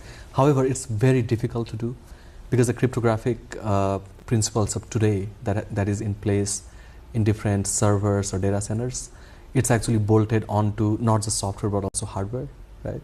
So it's very difficult for them to like take everything out and then migrate everything to the post-quantum cryptography measures. However, efforts behind this has already been started by the top tech companies in the world. And what can Nepal government already start doing? They need to start looking into these cryptographies, right? Like first thing that Nepal government would like to do, which I have already advised during the past government, I would like to advise the same thing to the current government, that we don't have a data protection privacy policy for our citizens whatsoever. So anybody today, whether they're a private sector or they're a hacker or any bad actor, can actually take our data and misuse it in any way that they want. There is no policy or rules about it whatsoever. So they need to work on that first. Then they need to definitely work on securing the data that even they have, right? And we actually, I think most of the Nepali people know that their data is already in the hands of like these private companies that actually take your data in the form of KYC. Like all of these wallet companies have like really critical data that is yours, and there is no encryption or anything. They know your license, maybe not the license number, but your citizenship number, of course, your date of birth, and all of these should be the private data, right? And should be encrypted. And there is a way for companies to take it and then not be able to see it. Just let the computer see it, verify things, and then like again close it so that no human working in that company can see it. However, these kinds of policies and rules have not been applied in Nepal. So all of the data is like out in the public open, you know. So first, they definitely need to work on the data protection and privacy policy for the citizens. And next, they need to start looking at the cryptography. I think most of the Nepal government encryption is the RSA and ECC. They need to start looking at the post-quantum cryptography, because even the organizations and corporations of the world have started looking at it. So why not the government should look at it? So Nepal government should definitely look at post-quantum cryptography. You mentioned about how it's going to look like by mid-2030s. What would be your 3 predictions in the sector? So I think by mid-2030, we'll actually start having faster drug discovery and personalized drugs, right? So maybe the paracetamol that you take might be very, very different than the paracetamol that I take, right? There might be a drug that is specialized and personalized for Sarah, you know. So the cost of doing those things will actually become so cheap and almost the cost of what we're paying for the common drugs today. It'll be like that. So medicine will advance to next level. I think gene editing, we can select what our babies look like, right? You can like literally go to an interface, say I want green eyes, I want this height, I want this kind of physique, all of that. And because all of these are just the functions of the DNA, and the gene can be edited. Logistics industry will actually have whatever we want much faster, and the cost of logistics will go almost zero, right? For mathematicians, or that actually applies to everybody, right? Like they will be able to find newer formulas and newer derivations much faster. We will get the technologies at much cheaper price, at near zero price, that even for the technologies that we have been paying a lot. Transport will change, right? We'll actually have much faster transport. Maybe not everything that I said will come in by mid-2030s, because that will be kind of like an era where what we're seeing for AI right now, that's what we'll see for quantum computers at that time. But definitely by mid-2040s, we'll actually start seeing the technologies that we'd never thought would exist before. Kind of like our grandma, when she was a teenager, would never thought that we'd have iPhones and iPads in our hand, right? So the technologies that we have not even thought of will exist 20 years later. And by 2030, how much of a scalable achievement do you think Nepal will make? Nepal can definitely, or our company, Quantum Superintelligence, can actually definitely make some strides in the software sector. Our whole focus is only in the software. We're not even diving. But maybe in next 10 years, the government will be educated about it, and some private sectors that have the large amounts of capital might start the R&D. So we'll be at the starting phase. Of R&D, yeah. That is. Ujjwal Roy, thank you so much for your time and your insight. Thank you. Well, quantum computing may still sound like something from the distant future, but the race to build it is already underway. The question now is not simply who will build the most powerful quantum computer, but who will be ready when this technology becomes truly useful. And for countries like Nepal, perhaps the biggest question is whether we can prepare early enough to be part of that future rather than simply watch it unfold. Thanks for staying with us. As always, Until next time.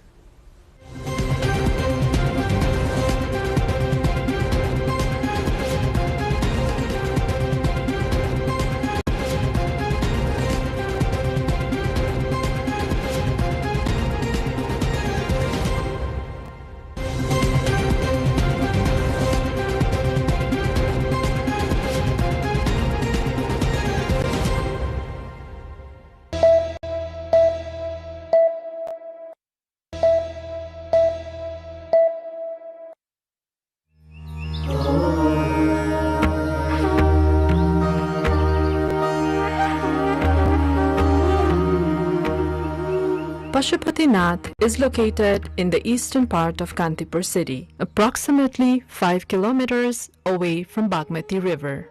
During the Lichavi period, the area surrounding Pashupatinath was known for animal rearing. This region includes Duasthali, Kuveshwari, Gaurighat, Chaba Hill, Ganeshtan, and Kutuwali, all of which are part of the Pashupatinath area.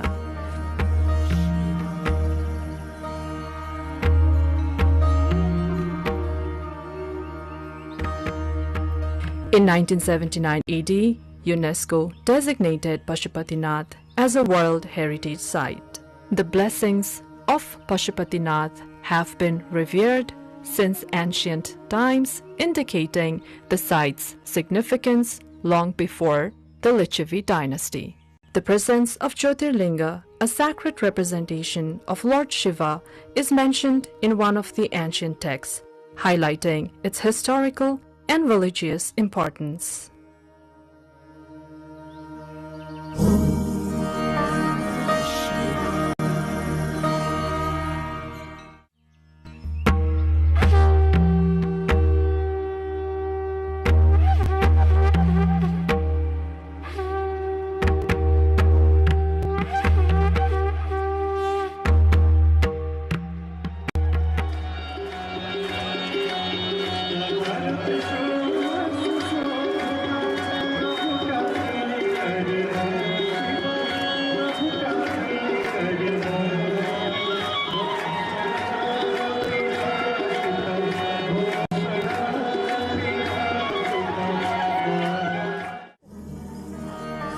In the Gopal Raj dynasty, King Supuspadev described Pashupatinath as Varna Vyavastha.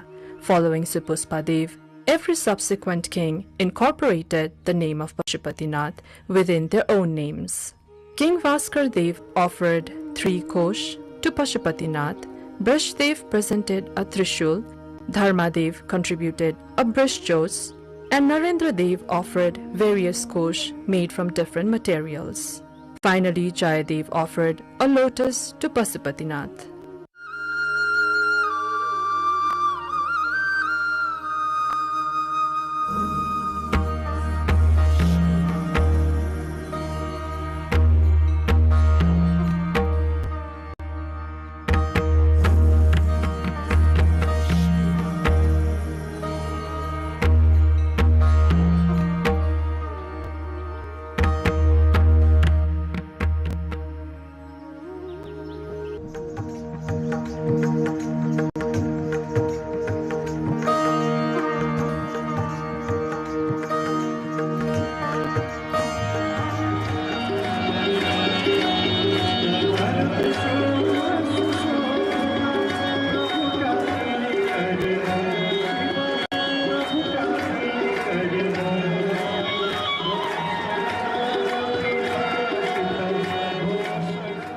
In 1473 BS, Jyoti Malla renovated Pashupatinath. The priest Nityananda initiated the removal of the 3-story structure of Pashupatinath and reduced it to a single story. Queen Ganga, the consort of Shiva Singh, had the Bhasa Bamsawali written, which is still present today.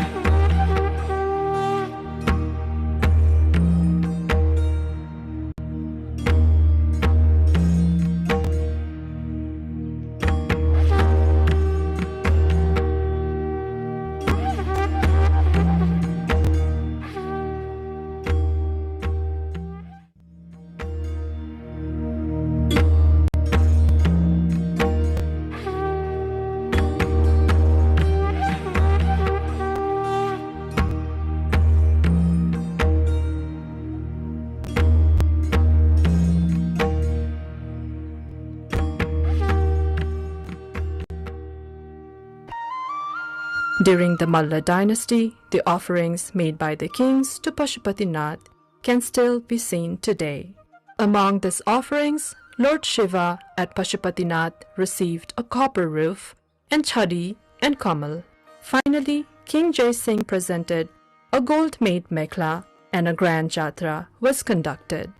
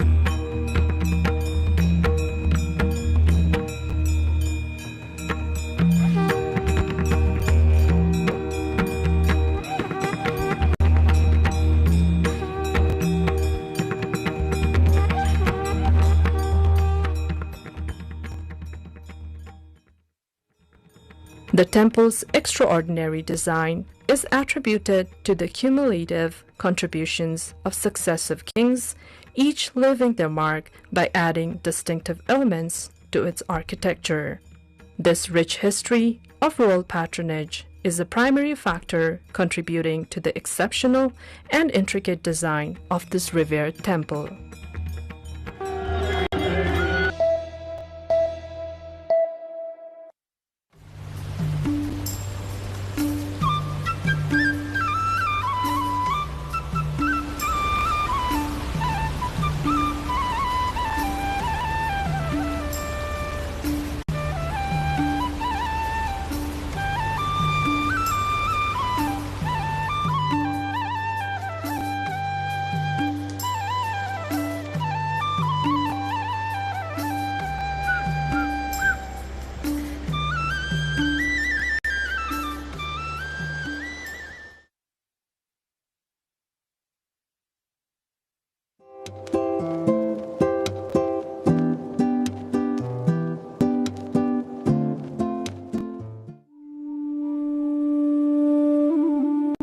Tea, after water, it's the most popular drink on the planet.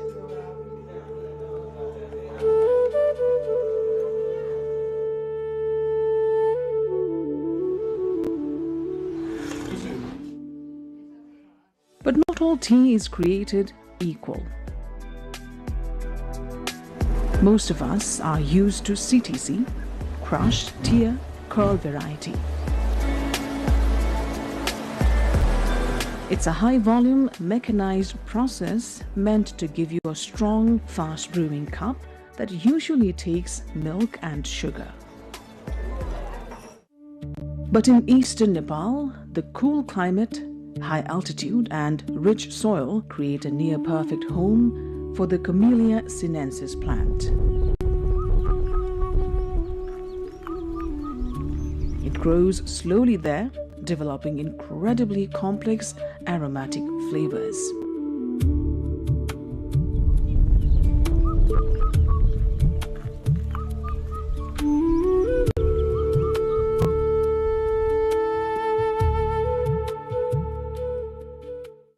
Hidden high up in the Himalayas is a totally different art form, Orthodox tea.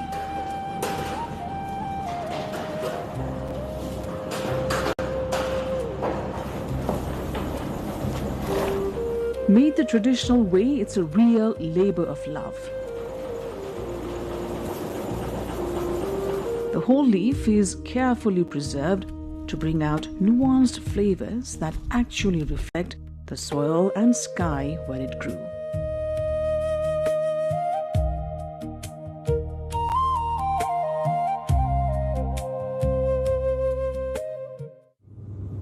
Today, we're heading to the roof of the world to uncover one of the industry's best-kept secrets, Nepali Orthodox tea.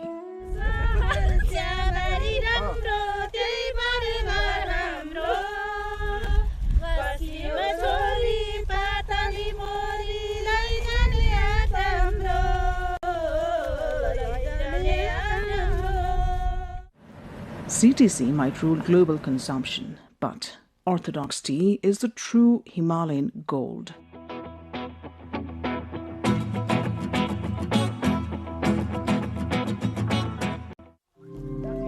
It's a hands-on work of art, starting with expert hands, plucking and pampering the leaves to boost their natural aroma and develop a complex flavor profile.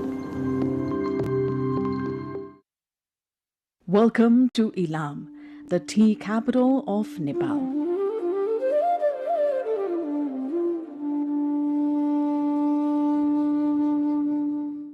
At elevations soaring over 7,000 feet, the misty mornings and cool climate create the ultimate setting for world-class tea.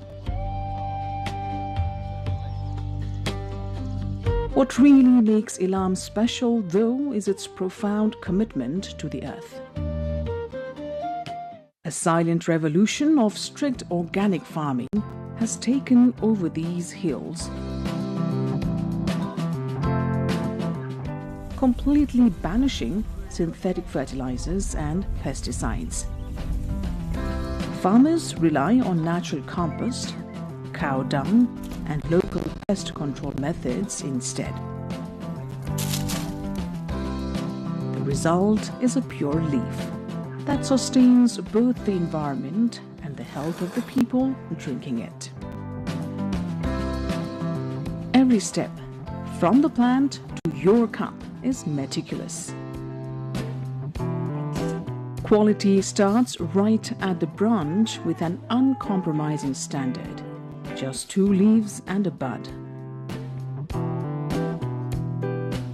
That tender growth packs the highest concentration of essential oils and flavor.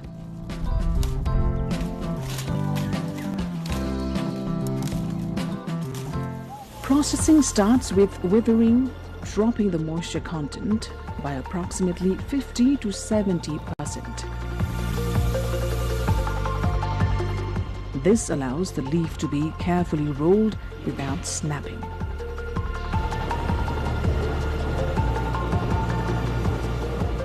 The rolling process itself breaks the cell walls to release natural juices and enzymes.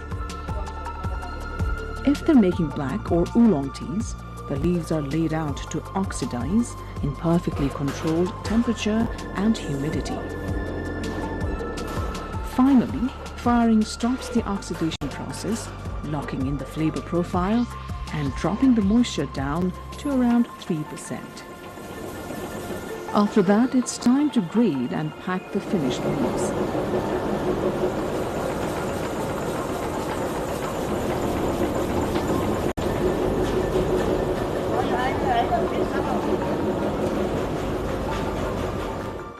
From rare luxury varieties to classic orthodox black, these teas are some of Nepal's most special exports. Packaging right at the source is critical to preserve that freshness and aroma before it ships out.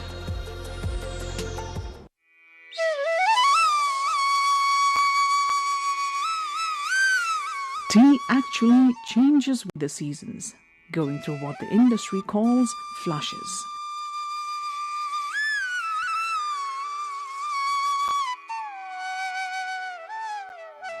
The first flush in early spring gives a delicate floral cup with a light golden liquor. Summer brings the second flush, which is much more mature and full-bodied, known for a distinct grape-like muscatel flavor. Finally, the autumn flush offers a smooth, sweet and earthy finish before the bushes go dormant for the winter. Black tea might be the most famous, but Nepali artisans craft a stunning spectrum of orthodox varieties. अब हामी यो आजको DMT सँगै आजको product र यसभन्दा अघिल्लो दिनको प्रोडक्टहरुको यहाँ T testing गर्न गइरहेको छौं 2.5 ग्रामको वेट चिया लगाउँदै छौं यो 2.5 ग्रामको यो 200 ml को कपमा जने 90-95 डिग्री सेन्टिग्रेडको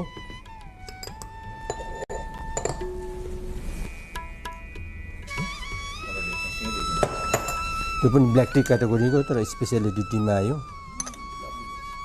अब तपाईको जस्तो यो चिया यो इन्फ्युज लिप र यो लिकरको कलर चाहिँ म्याच हुनु पर्यो Experts first evaluate the aroma of the infused leaves and then give the liquor a loud slurp.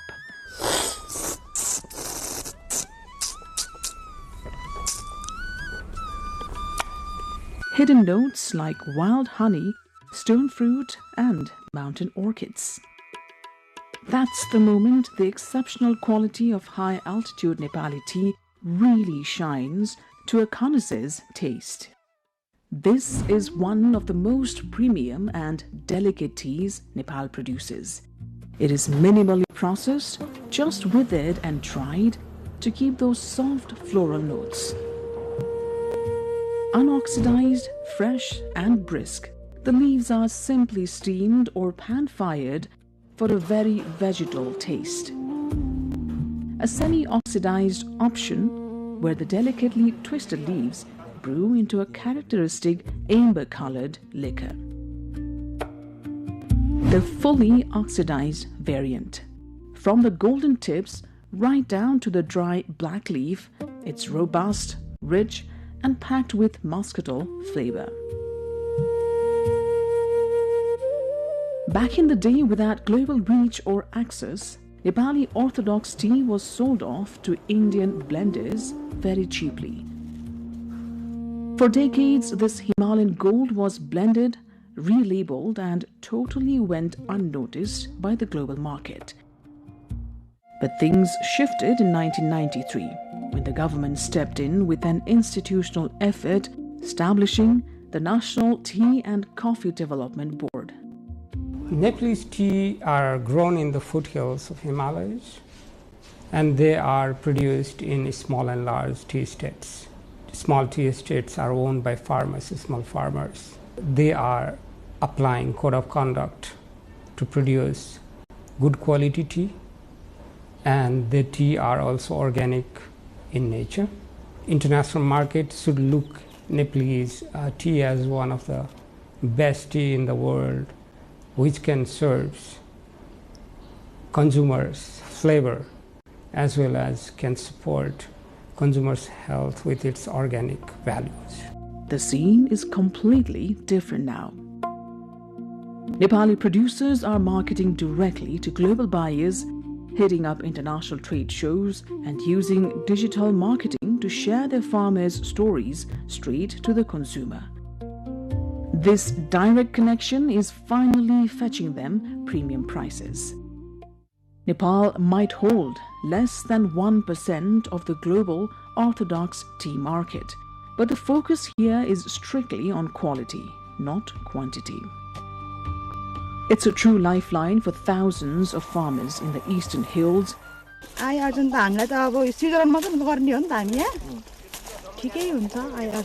हामीलाई अब खाना लाउनलाई अब दुःख सो अब चल्दैछ अब यसो अब ठुलठुला काम त यहाँबाट के धान्नु र यसो खाना चाहिँ हामीलाई खाना लाउन चाहिँ अब दुःखले पुग्दैछ सर आयोजनमा अब अलिअलि अब थप्बड गर्दाखेरि अब आयोजनमा ठिकै छ भन्नु पर्यो सर अब जे होस् मैले चाहिँ यो चियाको चाहिँ अब पहिलेदेखि नै हैन सुरुदेखि नै मेरो अब केही पनि थिएन यही चियामा आएर चाहिँ म चियामा काम गरेर चाहिँ मेरो एउटा छोरा छ त्यो छोरालाई अब पढाएँ बढाएँ अहिले बाहिर पठाएँ अनि अब त्यसकै गर्न चाहिँ अब यही चियाले नै मलाई खुट्टा टेकाएको छ भन्नु पर्यो खानको लागि अलिकति भइरहेको छ अब दैनिकी जेला पाइरहेको छ आएको दिनको And a massive potential foreign currency earner for the national economy. Nepali Orthodox tea is not just a beverage. It's the very essence of the Himalayas poured into a cup. It tells a story of tradition, of deep respect for the earth, and an uncompromising pursuit of perfection.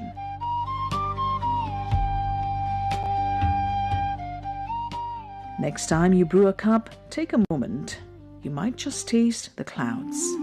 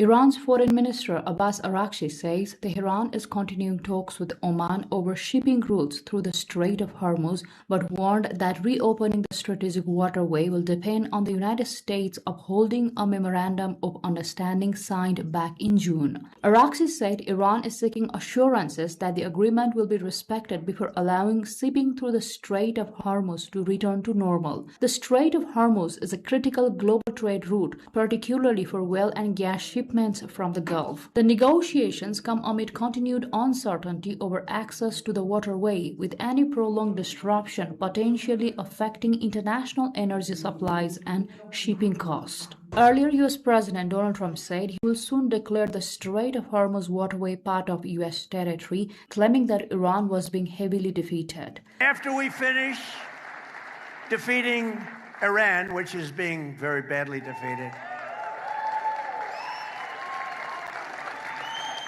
pretty soon I'll be declaring the Hormuz Strait a territory of the United States.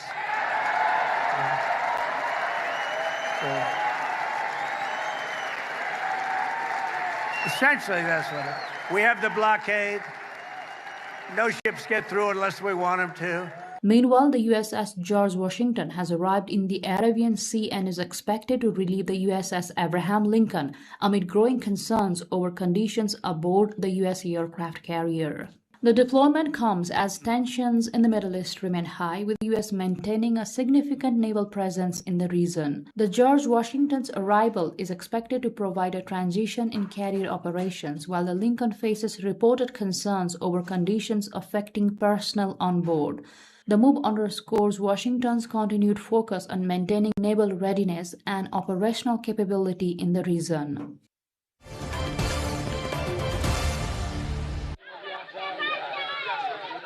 A powerful earthquake that struck eastern Indonesia has killed at least 51 people as of Sunday and forced about 5,000 people to evacuate as rescue teams work to clear roads blocked by landslides and reach survivors still trapped under the rubble. The magnitude 7.7 earthquake struck at 5:58 a.m. local time on Saturday, according to the U.S. Geological Survey, which put the depth at 10 kilometers. More than 3,300 people in Sikka Regency, one of the hard-hit areas, either fled their homes or left stranded, taking shelter in a sports arena, according to Indonesia's disaster mitigation agency BNPB.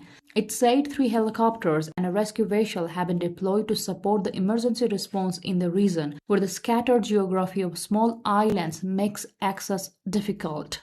A tsunami warning issued immediately after the earthquake has since been lifted.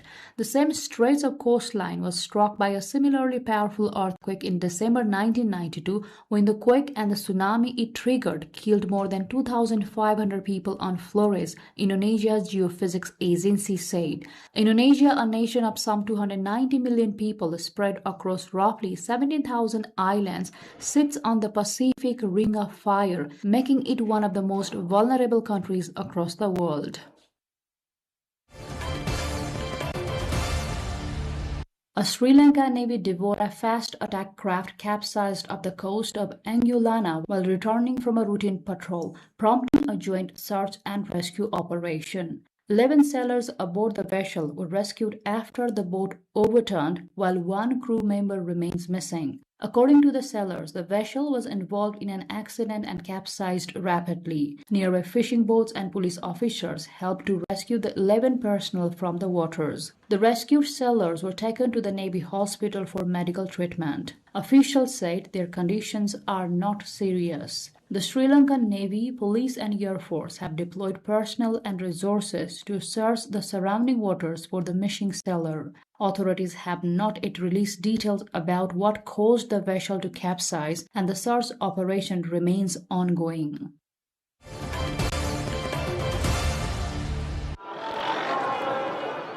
Hundreds of Afghans gathered near the former U.S. Embassy in Kabul to mark 5 years of Taliban rule, dancing to patriotic music, waving flags, and taking selfies. The gathering comes 5 years after the Taliban seized control of Afghanistan in August 2021, following the withdrawal of US and other foreign forces and the collapse of the previous Afghan government. The anniversary is being marked by Taliban supporters as a display of national pride, while the group continues to face international criticism over its policies and governance. Since returning to power, Taliban authorities have imposed strict restrictions on women and girls, including severe limits on access to secondary and higher education and employment.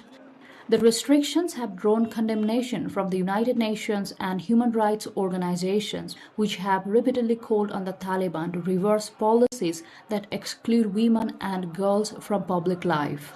Despite the criticism, some people attending the anniversary celebration said they support the Taliban and believe the group has brought greater security and stability after decades of war. The former US Embassy, once a major symbol of Washington's presence in Afghanistan, provided a striking backdrop to the celebrations as the Taliban marked a milestone that remains deeply contested both inside and outside the country. 5 years since the takeover, Afghanistan continues to face major economic and humanitarian challenges, while the Taliban government remains diplomatically isolated and unrecognized by most of the countries.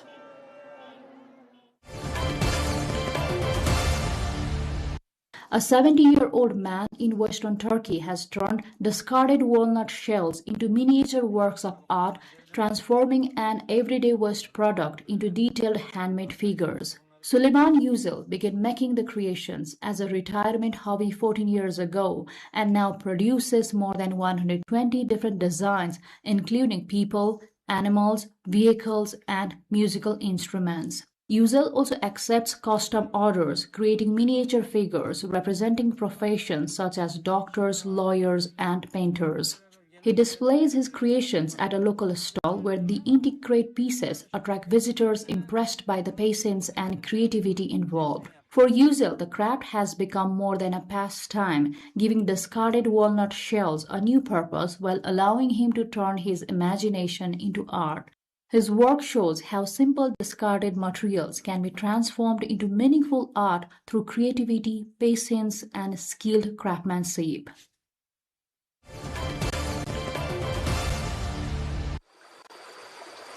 A newly identified frog species in Costa Rica has been found thriving in an unlikely habitat, coffee plantations, while at the same time facing growing risk from the chemicals used to protect the coffee crops.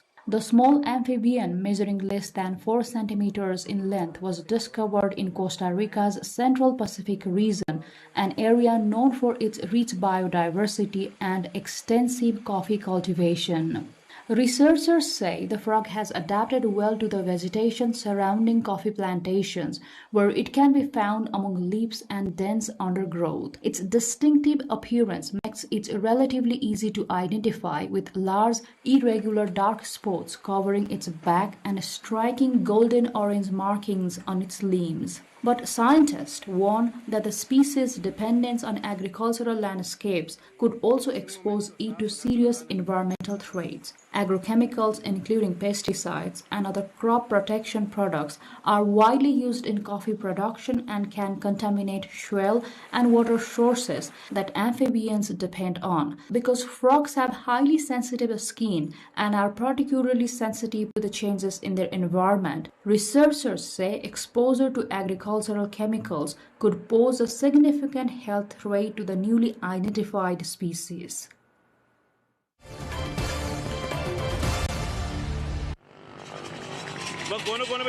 Cheers erupted in Pakistan's Karachi as Abdul Majid celebrated victory in a high-speed donkey cart race, kissing his animal after crossing the finish line first.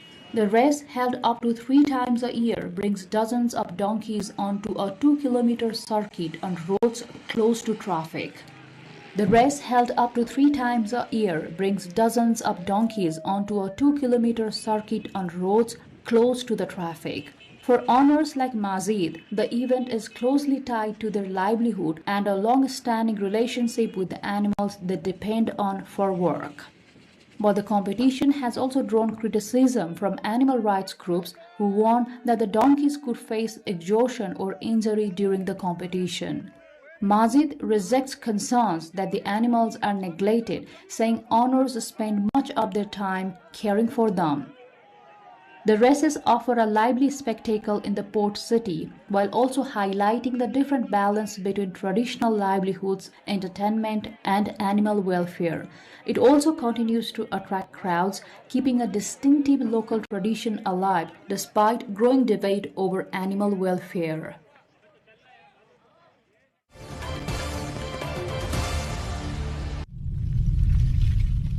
Dozens of residents and tourists have gathered with the guide.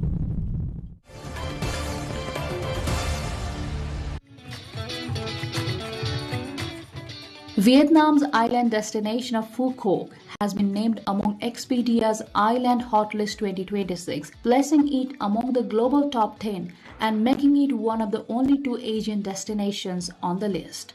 The island was recognized as best for affordable luxury, highlighting its growing appeal among travelers seeking upscale resorts, dining, and experiences at relatively accessible prices. Expedia says social media mentions of Phu Quoc jumped 235% year-on-year, reflecting rising international interest in the destination. Beyond its beaches, the island is expanding its tourism, offering with luxury resorts, entertainment venues, and major attractions aimed at a broader international market. Significant infrastructure investment ahead of APEC 2027 is also reshaping the island, strengthening its ambitions to become a leading high-end tourism hub in Southeast Asia. The surge in attention signals Phu Quoc's growing transformation from a beach gateway into a more developed destination for international travelers.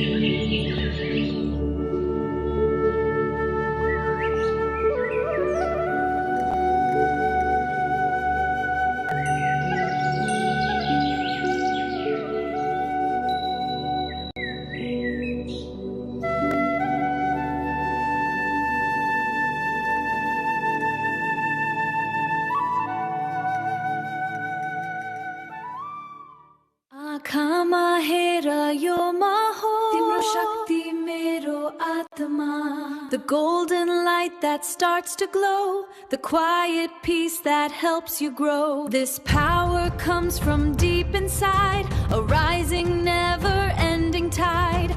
This is me, this is my soul. Ma, make my spirit whole. Not only the female perspective as a man, हामी आफैले चाहिँ आफ्नो त्यो एउटा चाहिँ त्यो एउटा चाहिँ म भन्ने शक्ति एउटा चाहिँ हामीले आफैले बुझेर त्यो मनन गरेर चाहिँ काम गर्नुपर्छ जस्तो लाग्छ. Her works more says about the inner emotions and the psychological world of the woman through a lot of imagery and a symbol like a third eye. Pain has to support art, otherwise art is not seen and known by others. It feels like women are the universe and they are the ones who creates, and without them this universe is empty. Look inside ourselves, and look inside our own id to see what we are and how we navigate in the world. नयाँ palette पनि आएको छ उहाँको, very light biscuit color जस्तैमा with very minimalistic lines. Ma has always been so close. Like this exhibition is also like a reflection for me. मनको दियोलाई चाहिँ बालिराख्नुपर्छ.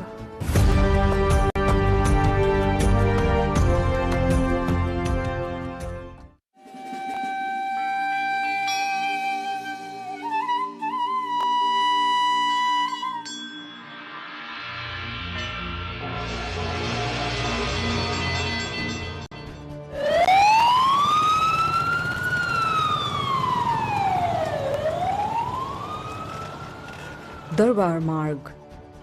It is the pulse of our city, loud, fast, and constantly moving. But just a few steps away, behind these doors at 108 Art Gallery, the world changes. The noise of the street fades into a profound golden silence.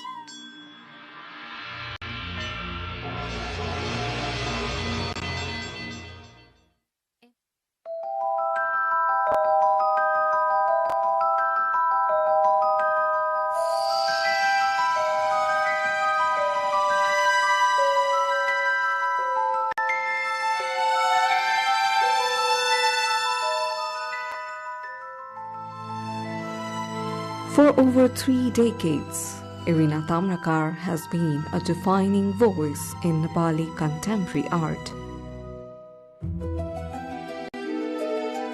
Known globally for her Third Eye series, she now pivots inward. Welcome to Creative Forum. Today we explore Ma, myself, that me within us.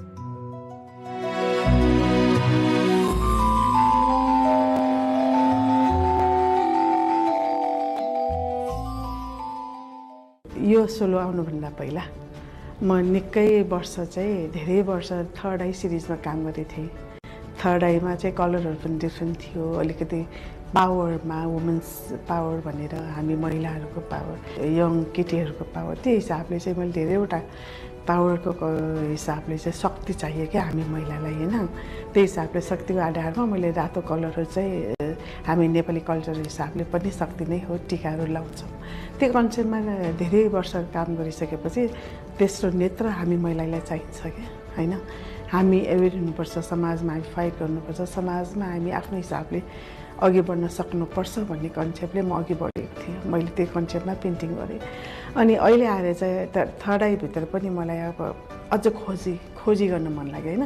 म भनेर चाहिँ fill आइसकेपछि मैले म किन नराख्ने अब यसमा third आईको बिचमा भनेर अनि देवनागरीलाई मलाई चाहिँ होइन कि अलिकति रचना लिपि नेपाल प्रचलित लिपि त्यसलाई चाहिँ मको रूपमा त्यति फरक त छैन, तर अलिअलि फरकको हिसाबले चाहिँ म राखेको हो।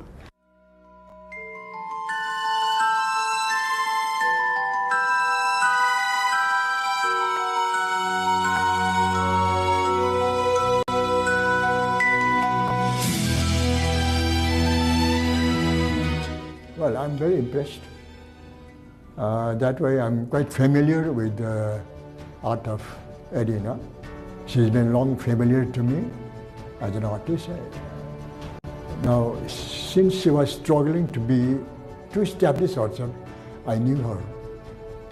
Now, she's well established now. I feel very proud on her progress.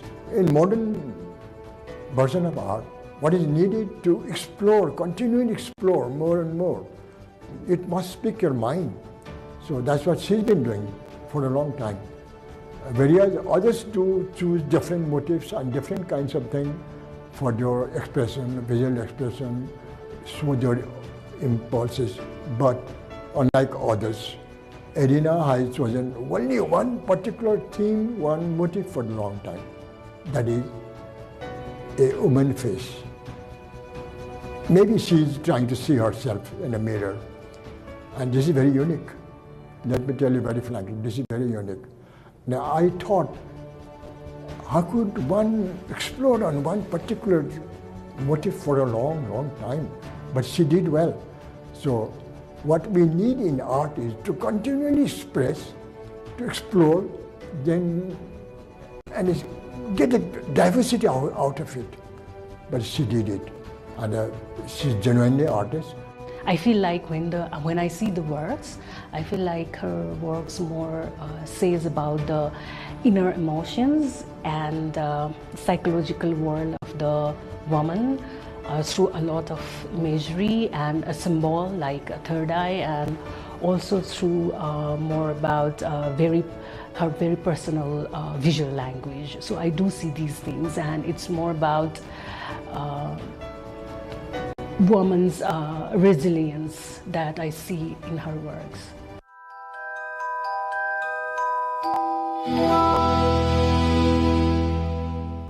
This transition isn't just thematic, it's a shift in energy.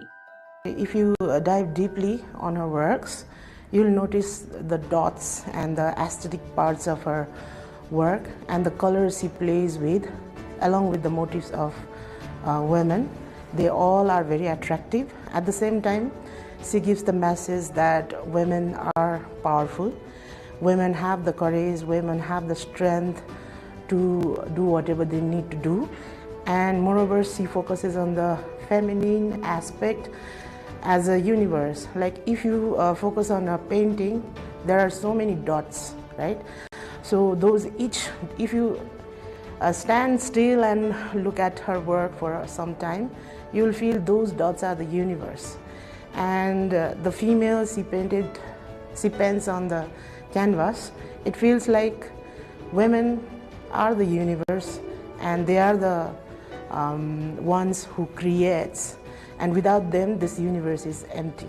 हेर्दाखेरि लुक्स बबल तर त्यो लाइट हो के हामीले लाइटलाई परको लाइटलाई हेर्यो भने अलि ब्लड हुन्छ नि धमिलो किसिमले शार्प देखिन्न त्यो लाइटको सिम्बल चाहिँ त्यही हो अनि किन यसरी भयो भन्दाखेरि मलाई देखाउनु छ कि हामी कोही पनि सबैजनाले चाहिँ मनको दियोलाई चाहिँ बालिराख्नुपर्छ हैन मनमा नदेखिने बत्ती त देखिन्न मनको बत्ती त्यसमा धागो पनि देखिन्न तेल पनि देखिन्न त्यसैले हामीले चाहिँ के गर्नुपर्छ भन्दा मनको दियो बालिराख्नलाई हामीले तेल थपिरहनु पर्यो धागो चाहिँ थपिरहनु पर्यो सारिरहनु पर्यो भन्ने कन्सेप्टले चाहिँ अब त्यो चीजलाई कसरी देखाउने हैन त्यो कन्सेप्टले चाहिँ मैले अनि त्यो बत्तीलाई सिम्बोलिक गरेर त्यो बत्ती भनेको मनको बत्ती हो है आँखा चिम्लिरहेछ नि हैन खोलि पनि रहेछ त्यो मनको बत्ती चाहिँ यसरी बत्ती भनेर देखाउन खोजेको मेरो कन्सेप्टमा चाहिँ अब हरेक किसिमबाट त्यो तल माथि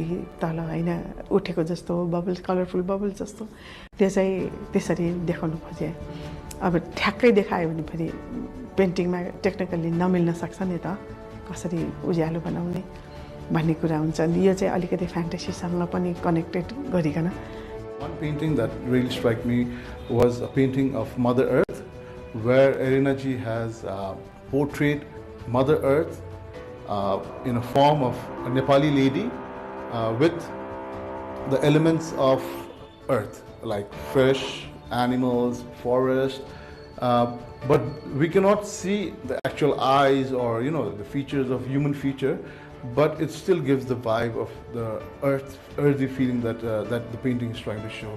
So that is, I think, very interesting of Erina ji to actually portray Mother Earth in form of her own style.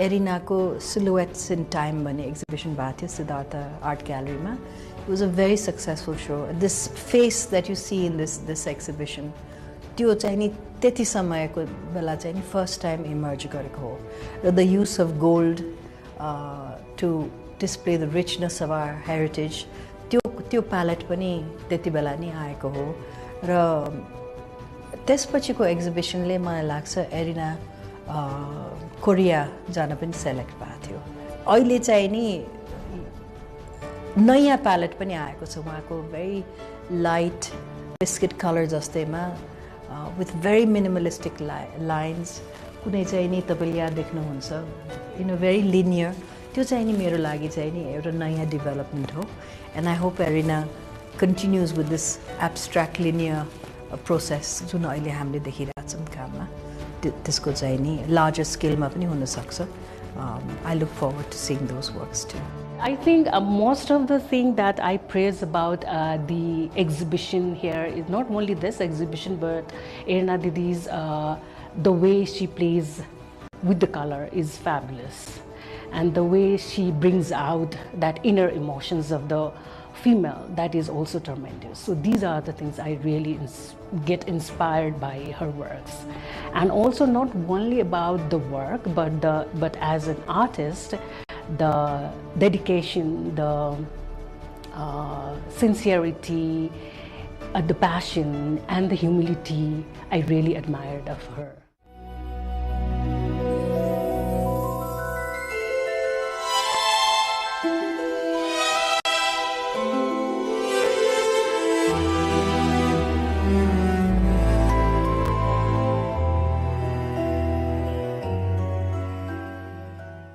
So more, it's a ego, right, or id. So I think when the way we navigate the world is by measuring with our own body, with our own sense of self, right? So that sense of self, that identity is ma, right? So that's how we express I in English, or ma in Nepali. But when an individual say ma, that might be in relationship to what is happening at the immediate moment. But when an artist is talking, for example, Irina's work, I think she's talking more than just the sense of herself. She might be speaking to the nature of womanhood and the women's roles in the society. So it's when I look at this work, I think I see it as a collective more, as a 50% of the population in the society, not just Irina. This is me, this is my soul, Ma, make my spirit whole.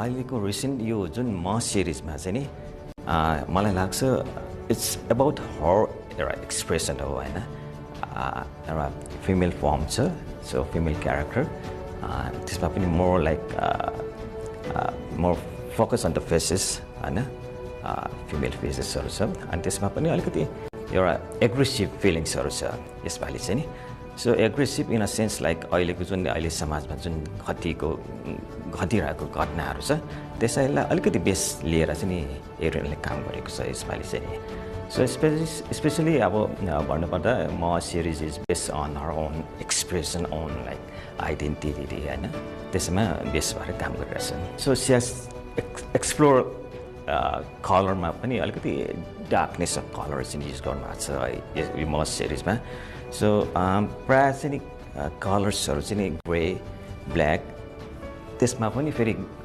Golden colour चाहिँ mix गर्नुभएको छ that's a very strong colour चाहिँ मलाई लाग्छ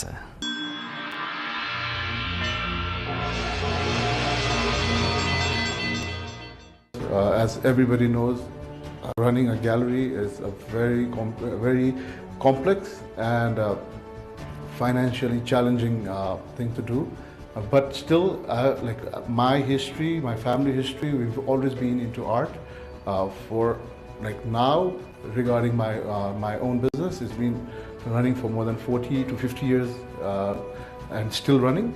So this is a small diversification from being an art shop and then to an art gallery.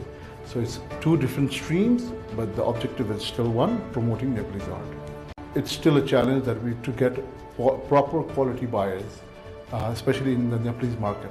And it's a very niche market in Nepal. We've got very handful people who actually are investing in art. So yeah, that's one of the major problems, because that's a problem for the lack of buyers that we have in Nepal.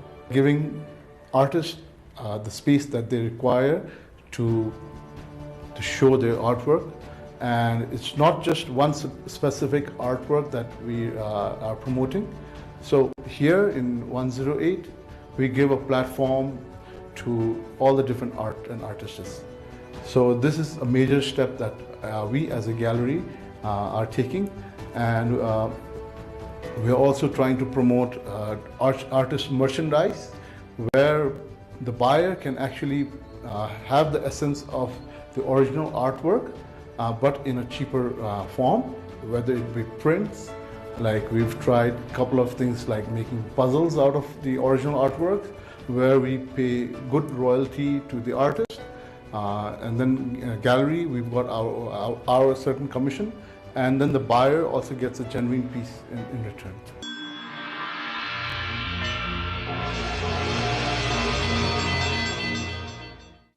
The only thing that will help to sustain one in this creative field or creative world is continuation. You have to do continuously.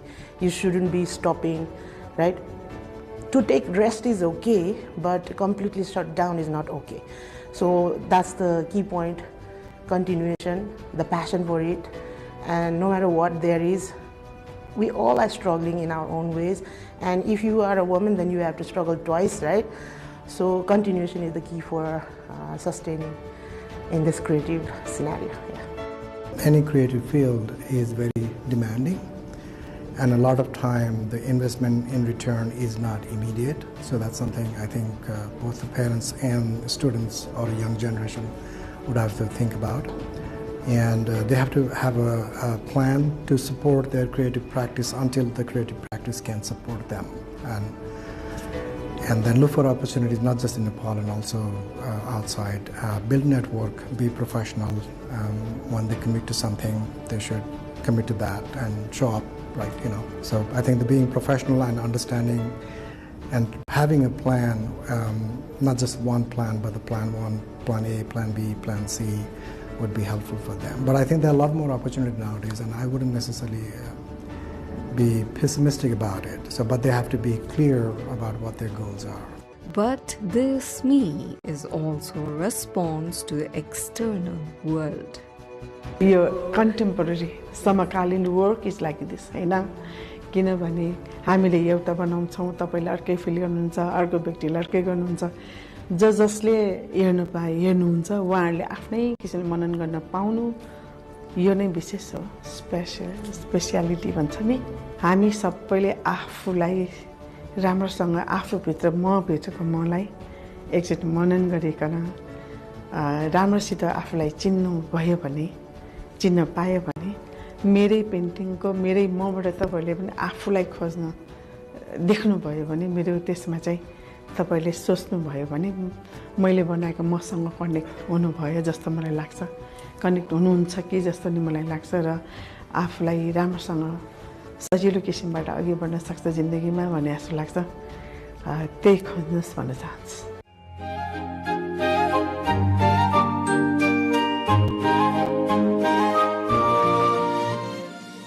This was Erina Tamrakar's More Myself. We hope you were near to finding that more in you from today's episode of Creative Forum. The golden light that starts to glow, the quiet peace that helps you grow. This power comes from deep inside, a rising, never-ending tide.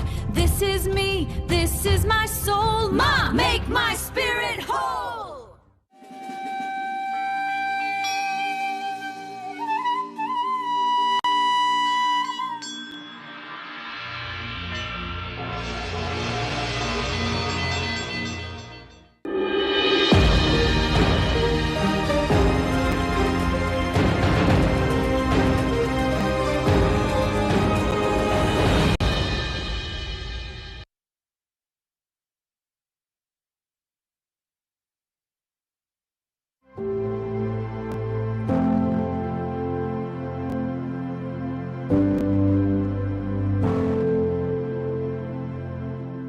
People and wildlife of the Everest region are facing profound challenges due to the melting glaciers, erratic weather patterns, altered rainfall cycles, and escalating temperatures. Shrinking glaciers are the growing expanse of glacial lakes in the Himalayas, heightening the threat of sudden and catastrophic disasters.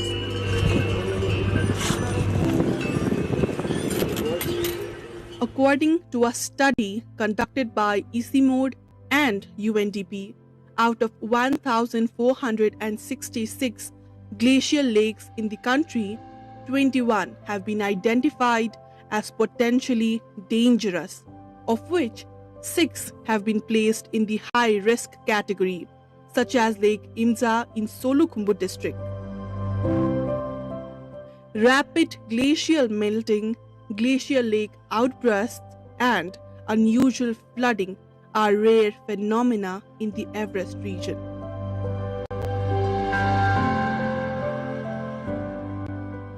A team of science journalists from Nepal, India, Bhutan, and Bangladesh undertook a 12-day journey from Kathmandu to Everest Base Camp to report on the impact of climate change on the base camp and its surroundings. It is a unique and once-in-a-lifetime experience for the journalists. Flights in the mountainous regions are naturally difficult and can be intimidating. Even so, the participants of Himalayan Climate Bootcamp 2024 are excited to experience this unique once-in-a-lifetime journey. We are excited. Yes. Yes. Very excited. Now excited. The plane finally touched down at Tenzing Hillary Airport in Lukla, situated at an altitude of 2,846 meters and widely regarded as the world's most dangerous airport. Upon arrival, the picturesque Himalayan market, Lukla, eagerly greeted us.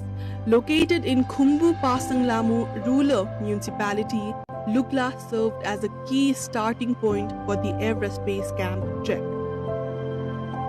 The Sherpa community, prominent in the Everest region, includes individuals who hold world record in Everest climbing.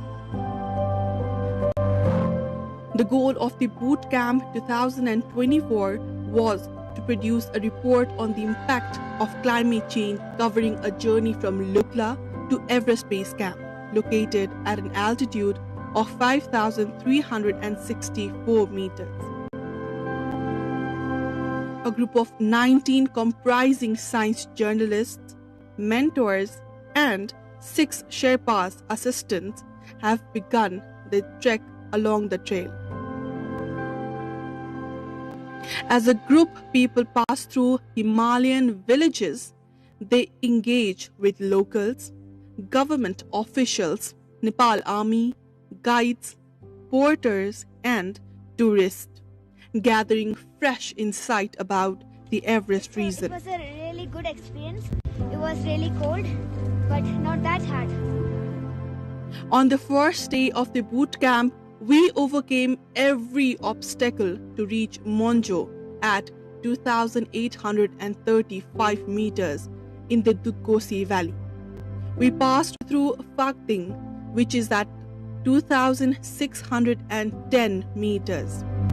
After walking for more than 6 hours from Lukla, the team members were exhausted.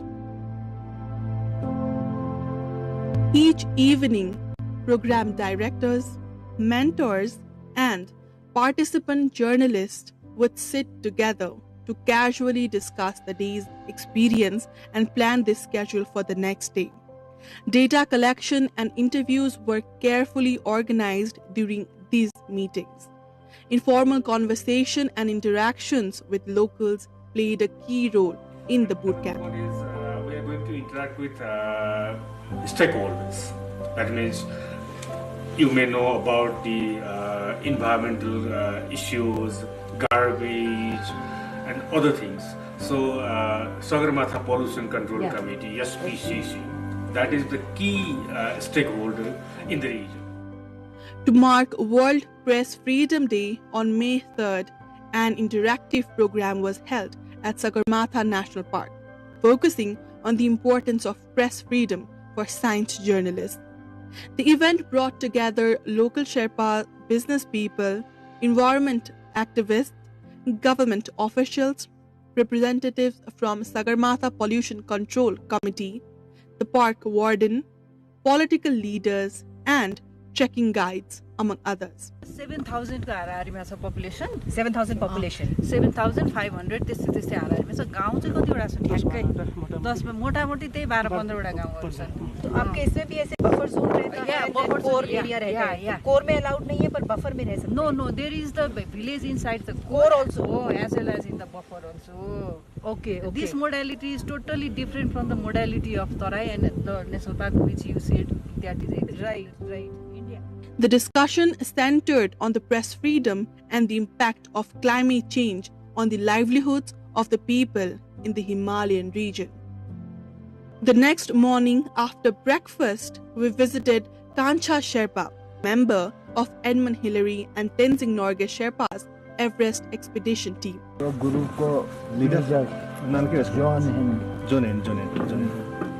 यहाँ छेउमै रुख छ रुख काटेर 10 रुख भयो base camp गयो base camp पुगेपछि अनि आइसफलमा त्यो रुखको साङ्गो थापेर अनि हामी क्याम्प 1 बनायो अनि त्यही क्याम्प 1 बनाएपछि चाहिँ त्यहाँबाट अनि सबै सजिलो छ अनि त्यसो गरेर क्याम्प 2 मा सबै सी लेभल छ क्याम्प 3 मा पनि दुःख छैन अनि क्याम्प 4 मा चाहिँ अनि साउथ कोन हो अनि हामी त्यसो गरेर अनि एभरेस्ट चढाएको हामी चाहिँ गएन अनि हेरेर टेन्सन चाहिँ हामीले साउथ समिटमा पुर्यायो अक्सैहरू भयो र पालाहरू भयो र माथि साउथ समिटमा पुर्याएर हामी चाहिँ साउथ खोलमा सुन्न आयो.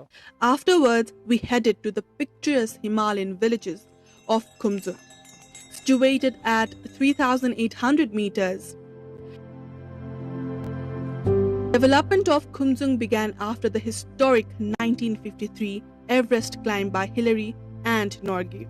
With the establishment of Kunde Hospital and Kumzung School by Hillary, there was significant improvements in health, education, and the overall livelihood of the local community.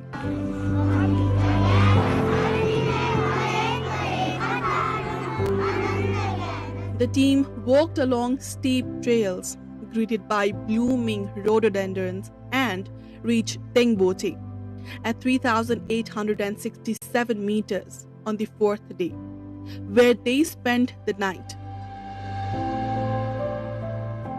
On the 5th day, they continued their journey, noticing changes in the Himalayas as the snow-covered peaks were now turning black. On the way to Dingboche at 4,410 meters, snowfall greeted them.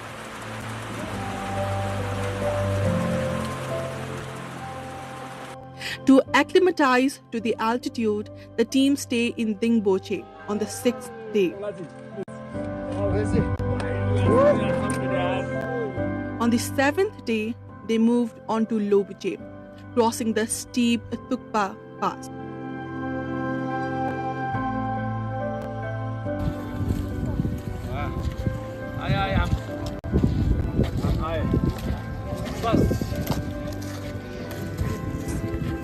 In the evening, they reached the Pyramid International Laboratory and Observatory in Lobuche at 5,060 meters, the world's highest altitude laboratory. During this, they also had an insightful interaction session with an international glaciologist, learning about the changes at Everest Base Camp. Here in the region, with the French, we measure the Mera Glacier up until the peak. So we have stakes, we make a hole in the ice, we put a stake, and then next year we come and we measure how much that stake has emerged. And that's how much the surface of the glacier has lowered, and that corresponds to what the glacier has lost that year. And at the same time, we go to the upper part and we measure accumulation. So an interesting thing is that in the last 2 years, there has not been accumulation at the top of Mera Peak. That is 6,400 meters up and there's no accumulation. And that means that the glaciers are not getting fed up, they are just losing ice. On the 8th day, the team arrived at Everest Base Camp at 5,364 meters and held an interaction with government officials. I think this is a good initiation in the field of journalism science, even without investing much more dollar money. nobody can come in here. The discussion focused on the relocating the base camp, waste management, and the melting glaciers. Finally, we made it to the base camp. This base camp is an altitude of 5,300 square meter, and is the part of the Himalayan climate boot camp. And we have 13 journalists from different countries, especially from the SAARC region. From Bangladesh, Bhutan, India, and Nepal, and is the historic event, and is the first event that journalists have came from the sea level to the highest level to conduct a boot camp, and we have a very lifetime experience, and we observed different issues like glacier melting, status of base camp, every base camp, and we met different stakeholders like climbers, government officials, and we have the concluding ceremony in the base camp, and we have government officials, Mr. Himlal Gautam. On the 9th morning, the team headed back to Pangboche. On the 10th day, they arrived in Monjo. Upon returning to Lukla, they engaged in the conversation with climbers, local teachers, female guides, and porters. The evening was filled with entertainment, including a dance performance.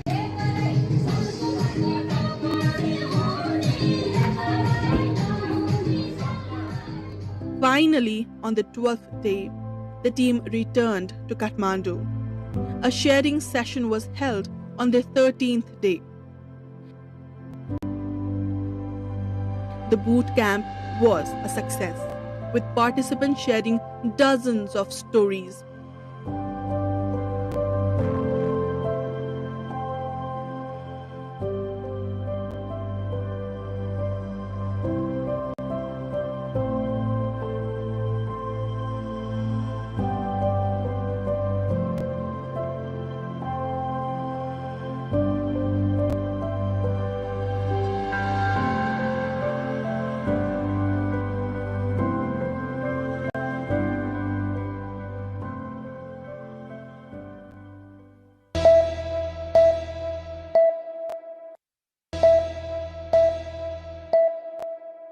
Votekosi and Trisuli river rafting. Rafting has lately been gaining popularity among tourists. The adventure sports, which previously was popular only among foreigners, is now drawing the local tourists as well. Trisuli and Votekosi rivers that are close to Kathmandu are two popular destinations for rafting in Bagmati province. Let us first explore Votekosi. Whitewater rafting at Votekosi river is included among the 10 best adventure destinations for rafting in the world. Votekosi, which is well facilitated with food and accommodation, can be a great destination for rafting and other adventure sports. Rafting at Trisuli river is popular among domestic tourists, as the location can be reached in an hour from Kathmandu. This is where most tourists go for rafting in Nepal.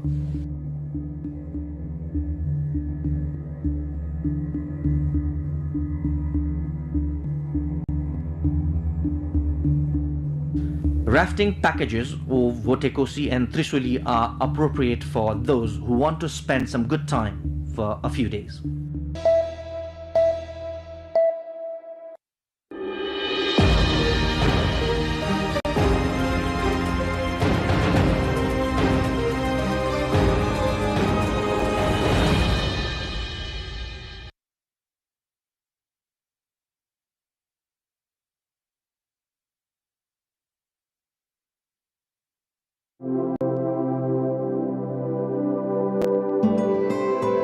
Trimmed mustache, mirrored shades, and an unmistakable smile, Tenzing Norgay Sherpa climbs a steep hill in Khumbu. It's May 1991. After 38 years, he's returning to meet his old climbing partner, Sir Edmund Hillary, the man with whom he first stood atop the world. Tenzing. Good to see you. My goodness. Well, yeah. Hi, Vicky. How are you? Nice to meet you. Hi. Long time. Yes, certainly. Did you have a good walk up? Very well. Good. Fine. Sagarmatha, head of the sky. Chomolungma, the mother goddess of the world, or simply Mount Everest. A mountain with many names, yet for generations it meant only one thing, the impossible. Since the 1920s, climbers from around the world had tried to conquer it. Many never returned. Avalanches, storms, frostbite, the mountain refused them all. Then on 29 May 1953, Edmund Hillary of New Zealand and Tenzing Norgay Sherpa of Nepal stood together on top of the world. The world woke up to the headline, Everest is conquered. This is the BBC Home Service. Here is the news. Mount Everest has been conquered by members of the British expedition. The news reached London in a message to the Times. It said that Mr. E.P. Hillary, a New Zealander, and Tenzing Bhutia, a Sherpa, had reached the summit last Friday, May 29th.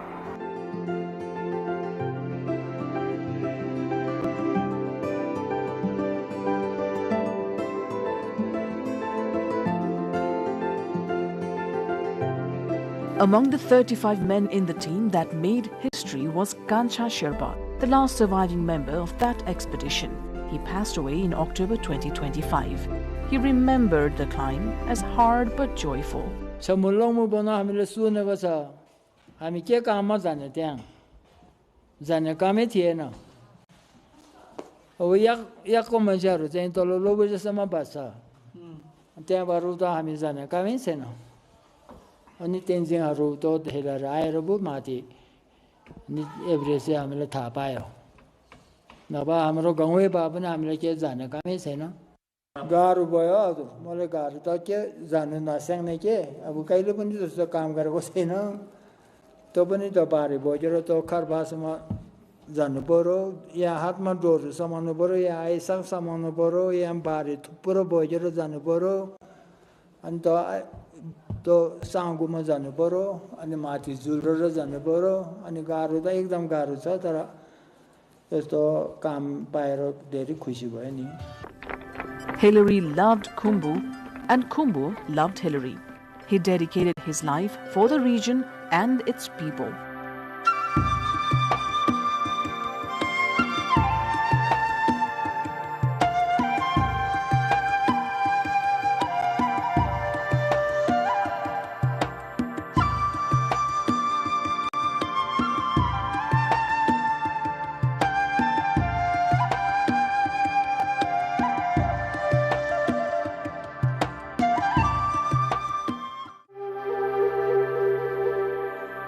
In the decades that followed, Everest became a symbol of determination, not just for men, but for everyone who dared to dream.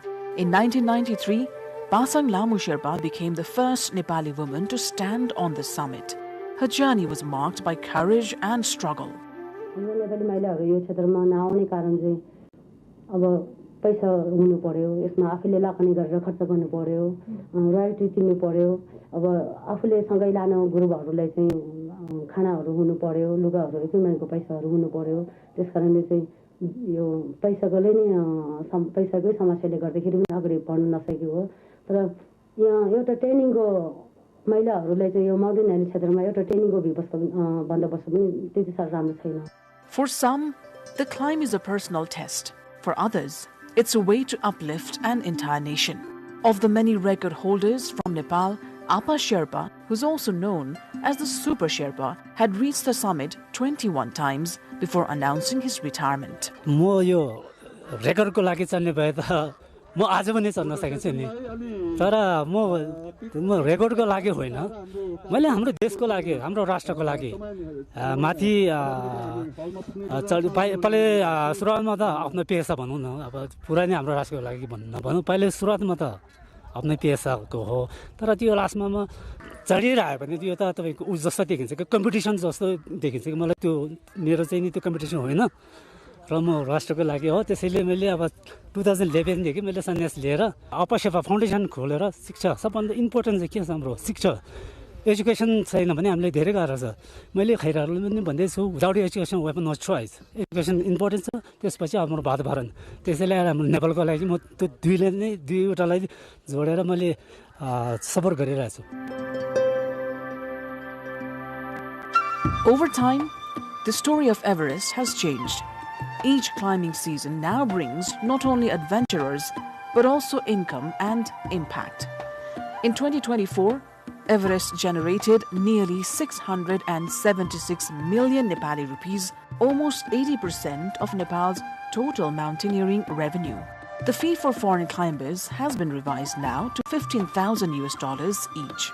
So far, more than 8,000 summiteers of different nationalities have climbed Mount Everest. Many more aspire to reach the top of the world. To ease the pressure on Everest and promote other regions, the government of Nepal has opened 97 peaks that range from 5,970 meters to 7,123. One can climb these mountains in the Western Karnali and Sudur Pashchim provinces without having to pay royalties. As voices increase for the need of having summited at least one mountain over 7,000 meters in the country before bidding for the Everest, these 97 peaks are likely to be training ground for summiteers. With success, Everest has also seen a heavy burden. In 2023 alone, more than 75 tons of waste were collected from the Everest region. This included plastic, metal, oxygen bottles, and even human waste.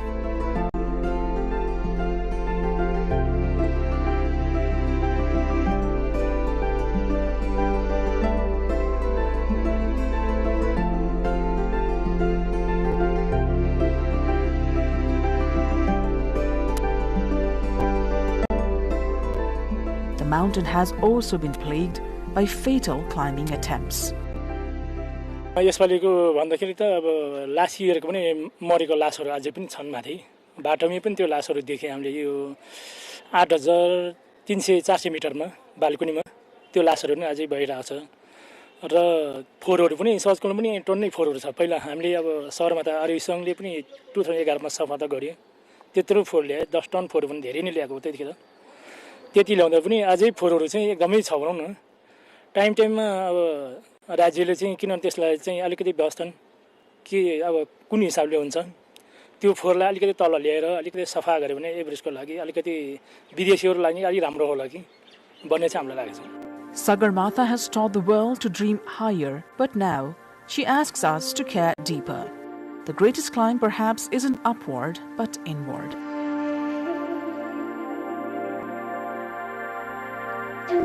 "70 years since the first ascent, much has changed, but one thing has and will remain constant. Everest has and will continue to stand tall and keep challenging human abilities."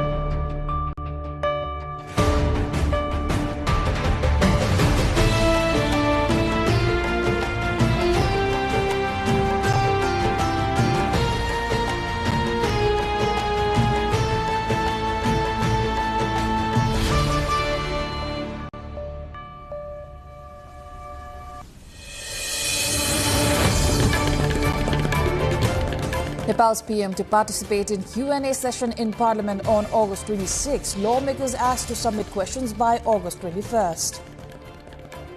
Nepal's president confers Nepali Army's honorary general insignia on Indian Army chief. Honor marks long-standing Nepal-India military tradition. Prices of daily essentials skyrocket in Nepali market ahead of festive season. Consumers voice concern over weak market monitoring. Trump to scale back US-South Korea military drills, also threatens to bomb Oman over Iran issue. At least 7 killed and 19 injured in a stampede at a Hindu temple in India's Bihar. Poor crowd management blamed. And Arsenal humbles Manchester City to lift Community Shield title. Result gives Arteta's team an early season triumph.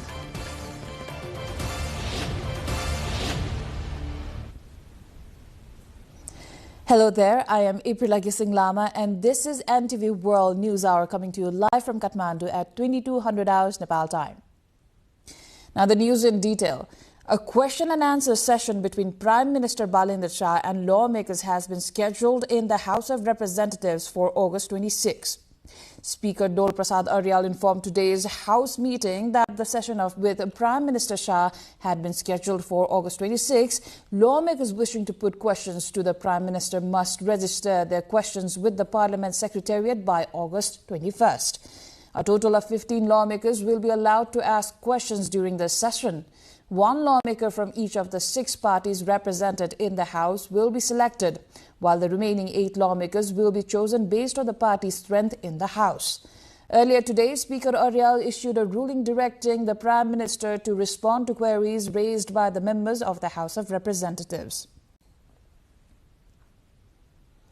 Nepal's President Ramchandra Paudel has presented Dheeraj Sheth, the Chief of the Army Staff, Indian Army, with the insignia of the Honorary General of the Nepali Army.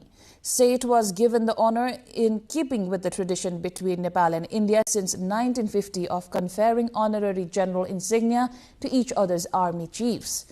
Indian Army Chief Sheth arrived in Nepal on Sunday for a 3-day visit. Earlier in the day, Nepali Army Chief of Army Staff General Ashok Raj Sigdel held a meeting with Indian Army Chief General Dheeraj Sheth at the Army headquarters in Kathmandu.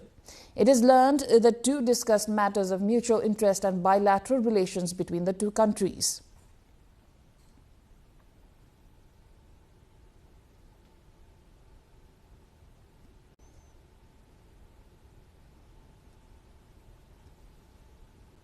Moving on, prices of daily essentials in Nepal have surged by nearly 15% in the past month, adding to consumers' financial burden as major festivals approach. Shortages of cooking gas have already caused difficulties for consumers, while the price of sugar is also rising despite the government's assurance that its price would not be increased until Dasai. Traders' arbitrary price hikes have left consumers bearing the brunt, with rice, wheat, flour, lentils, sugar and vegetables among the affected essentials.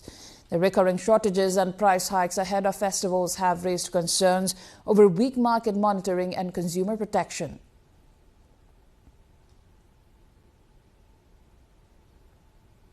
We will take a closer look at the soaring prices of daily essentials and how they are squeezing household budgets in our Issue of the Day segment later in the bulletin.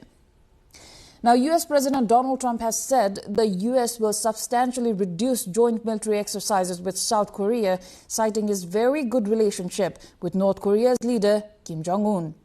Trump also said that it was too late to cancel as the U.S. and South Korea are starting their annual military exercises on Monday. Seoul said it was reviewing Trump's comments, adding it hoped a favorable relationship between Washington and Pyongyang. He also noted on Truth Social that South Korea had recently declined to join the U.S. in the denuclearization of Iran. Meanwhile, Trump also has threatened to bomb Oman, a U.S. ally, if it gets in the way of his administration's own talks with Iran. In other news, a stampede at a Hindu temple in India's eastern Bihar state killed at least 7 people and injured 19 others today. According to officials, deadly stampedes are a common occurrence at big Indian gatherings and religious festivals, mainly due to poor crowd management. The incident occurred at the Ashok Dham temple in Bihar State's Lakhisarai district, where a massive crowd had gathered to pay homage to the Hindu deity Shiva. The Bihar government, meanwhile, has announced an ex gratia payment of $4,184 to the next of kin of each person who died in the incident.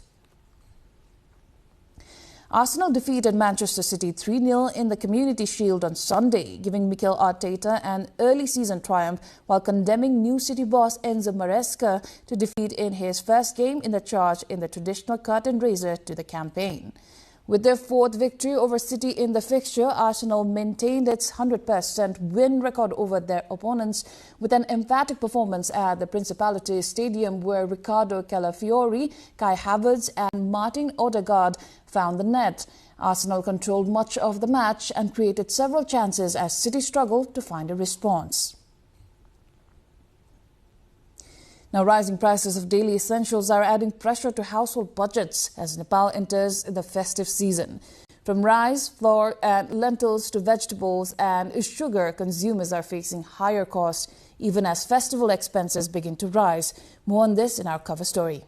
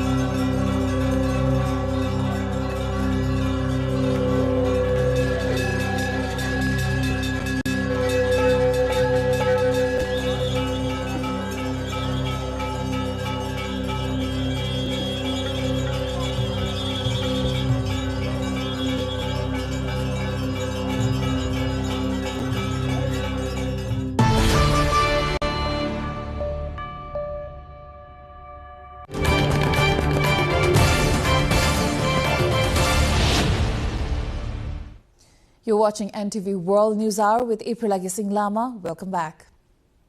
As festivities approach in Nepal, the market rejoices with a skyrocketing hike. Call it the beginning of new fiscal year or arrival of autumn festivities.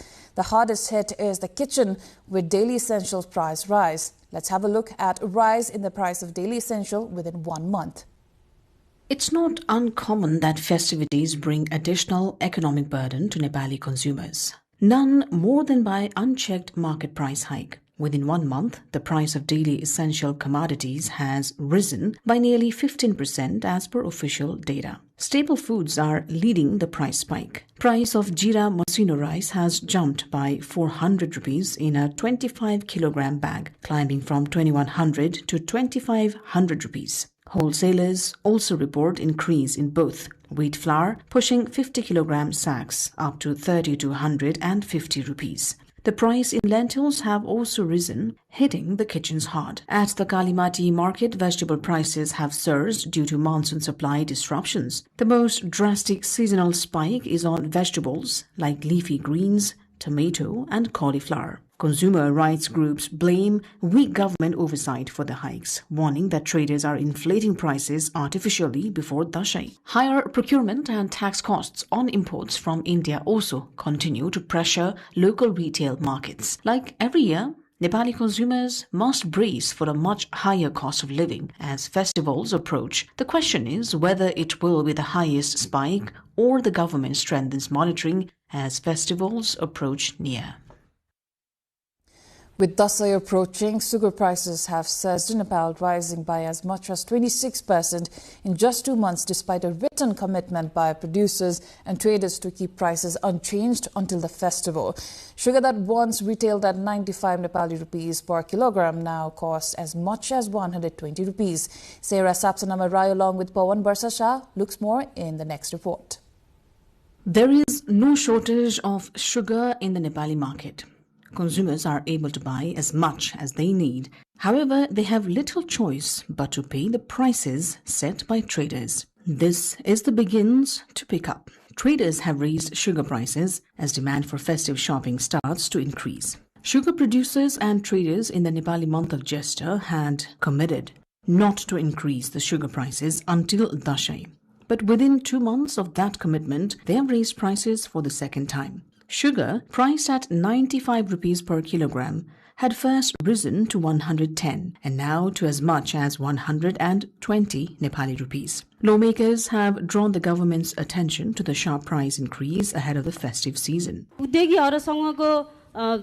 सँग जेठ महिनासम्म 1,08,000 ton चिनी मौजुदा रहेको तथ्याङ्क थियो तर अहिले भदौमा आइपुग्दा बजारमा चिनी सकिएको बहाना बनाइदैछ। उद्योगी र व्यापारीहरू एक अर्कामाथि आरोप प्रत्यारोप गरिरहेका छन् तर यसको प्रत्यक्ष मार आम उपभोक्तामा परिरहेको छ। यो स्वाभाविक अभाव होइन, कृत्रिम अभाव हो। The sudden increase in sugar prices has affected consumers. With Dashain, Tihar and other major festivals coming up, consumers are concerned that prices could rise further. Retail traders and consumers have urged the government to immediately monitor the market and intervene to control sugar prices. अब यो कुरो त हामीलाई पनि जानकारी हुन्न कि यो 81 कहाँबाट कसरी यो आउँछ भन्ने कुरो नि हामी जनताले सोच्नै नसक्ने कुरो छ के यहाँनिर त कहिले के हुन्छ भन्ने कुरो अन्यलमै हुन्छ जहिले पनि यो चाहिँ नि राज्यको एकदमै फितलो यो चाहिँ नि यो संयन्त्र नै भएन के। Producers, however, attribute the price increase to higher transportation costs. They say the private sector has sufficient stocks to meet demand and that there will be no sugar shortage during Dashain and Tihar. चिनीको मूल्य भने commodity हो। यो सिजनमा चाहिने चिनीको मूल्य घटेको हुन्छ किन हामीलाई चिनी बेच्ने चटारो हुन्छ फार्मरलाई पेमेन्ट गरौँ भनेर। त्यसपछि त्यो अब त्यो स्टार्टिङको प्राइस र अहिलेको प्राइसमा त 8 महिना पनि भइसक्यो। हेर्नुस् त्यो क्यारिङ कस्ट लाग्छ, ब्याज तिर्नुपर्छ, इन्स्योरेन्स तिर्नुपर्छ। त्यो चिनी क्यारी गर्ने बेलामा कतिपल्ट चाहिने ड्यामेजहरू हुन्छ त्यसको कस्ट पनि लाग्छ हैन। त्यसकारण अलिकति चाहिने चिनी बढा हुन्छ। According to the government, stocks held by the private sector and Salt Trading Corporation are sufficient to meet demand through Dashain. The government has warned actions will be taken if prices are found to have been increased without justification despite adequate stocks. चाडबाडमा अप्ठ्यारो हुन हामी दिदैनौं, त्यसको आपूर्ति व्यवस्था हामी मिलाउँछौं। सँगसँगै कसैलाई फेरि लाग्दो हो यही बेलामा इन्डियाले बोर्डरम्यान रोकेको छ, हामीले यही मौकामा मूल्य बढाउँछौं भन्ने पनि लाग्दो हो, त्यो हुन चाहिँ कदापि हामी दिदैनौं। बजार अनुगमनमा नि कडाई हुन्छ। हामीले चाहिँ त्यस्तो खालको अनावश्यक भनौं न कृत्रिम सञ्चित गरेको भेटायौं भने कानुन अनुसार कारबाही पनि हुन्छ। According to sugar producers, about 25,000 tons of sugar are currently held by producers, while around 15,000 tons are available in the market. Nepal consumes approximately 280,000 tons of sugar every year. The sudden rise in sugar prices has raised concerns among consumers, adding to the growing cost of daily essential. So what do people make of the latest price hike? Let's hear what they have to say in our Public Pulse segment. सानो जनताहरु चाडबाट आयो भनेर 2 kilo लाइनले 15 kilo लर घरमा पारिदिन्छ पाइएन भनेर एउटा कारण त्यो हो। अरु कारण नेपाल सरकारले पनि चासो दिदैन के यो किन बढिरहेको छ त रिजन जुन कारण हुन्छ नि कारण जुन फ्याक्ट्री वालासँग किन चिनी बढिरहेको छ त्यहाँबाट बाहिर आएको छैन नेपाल सरकारले चासो पनि छैन के यसमा। आयो त पहिलेदेखि त्यस्तै त अनि सरकार नियम अनुसार अब पहिले पनि दशैं अगाडि नै बढ्ने हो अब अहिले पनि अब के हिसाबले गर्ने अहिले नेपाली जनताको लागि हरेक कुरा महँगी भएको छ। हेर्नुस् ग्यास पाइँदैन चिनीसम्म बढेपछि दशैं तिहारमा त हामीलाई त ठुलो गाह्रो हुने भयो। त्यो कारणले गर्दाखेरि यो सरकारले तुरुन्त कति चिनीको भाउ घटाउनुपर्छ। अरु त म के भनौँ र। अब यसको सरकारले नियन्त्रण गर्नु पर्यो।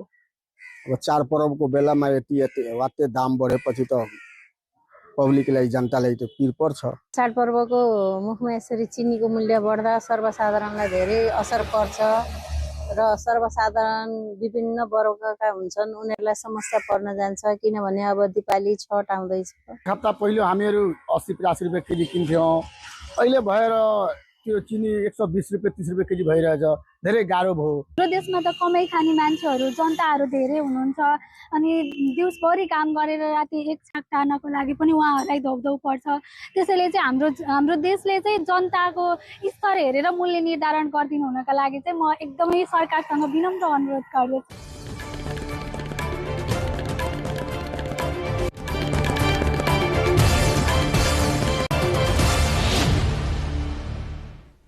As the Hindu festival season begins with Nag Panchami, communities across Nepal are observing age-old traditions of worshipping and protecting serpents. The festival also marks the beginning of a series of major Hindu festivities celebrated across the country in the weeks ahead. More on this after a short break.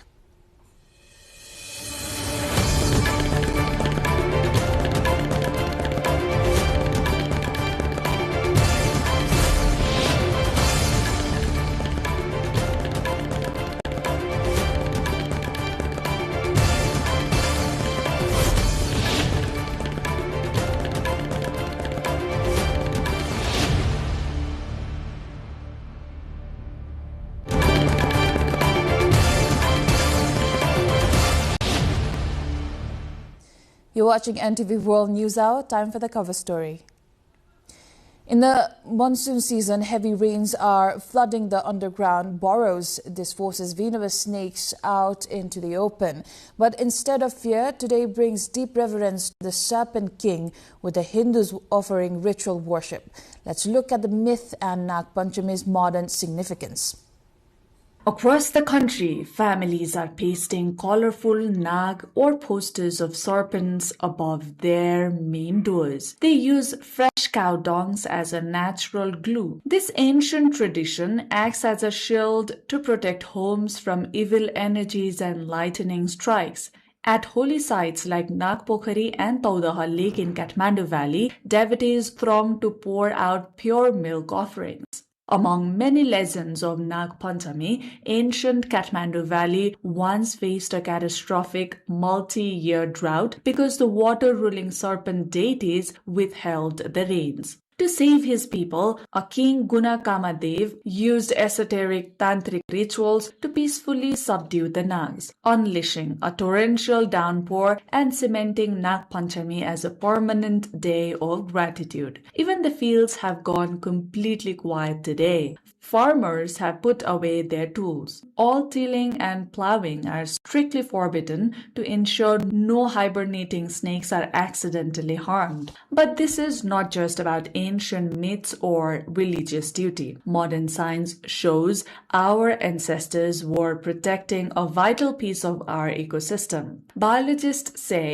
these serpents are the unsung heroes of agriculture. Snakes consume rodents and crop-damaging insects, directly saving the monsoon rice harvest from destruction. Without them, pests would ruin our food supply. नागको एकदम महत्त्व छ राम्रो छ नागले चाहिँ हामीहरु सबैलाई चाहिँ कल्याण गर्छ नागले चाहिँ हरेक विषयहरु चाहिँ उले सोचेर चाहिँ लिन्छ रे हामीलाई त्यो नागले एकदमै फाइदा गर्छ रे सर्पहरु कसैलाई मार्न हुँदैन नागलाई मार्न हुँदैन Nag Panchami proves that religion and ecology have always walked hand in hand in Nepal in time immemorial.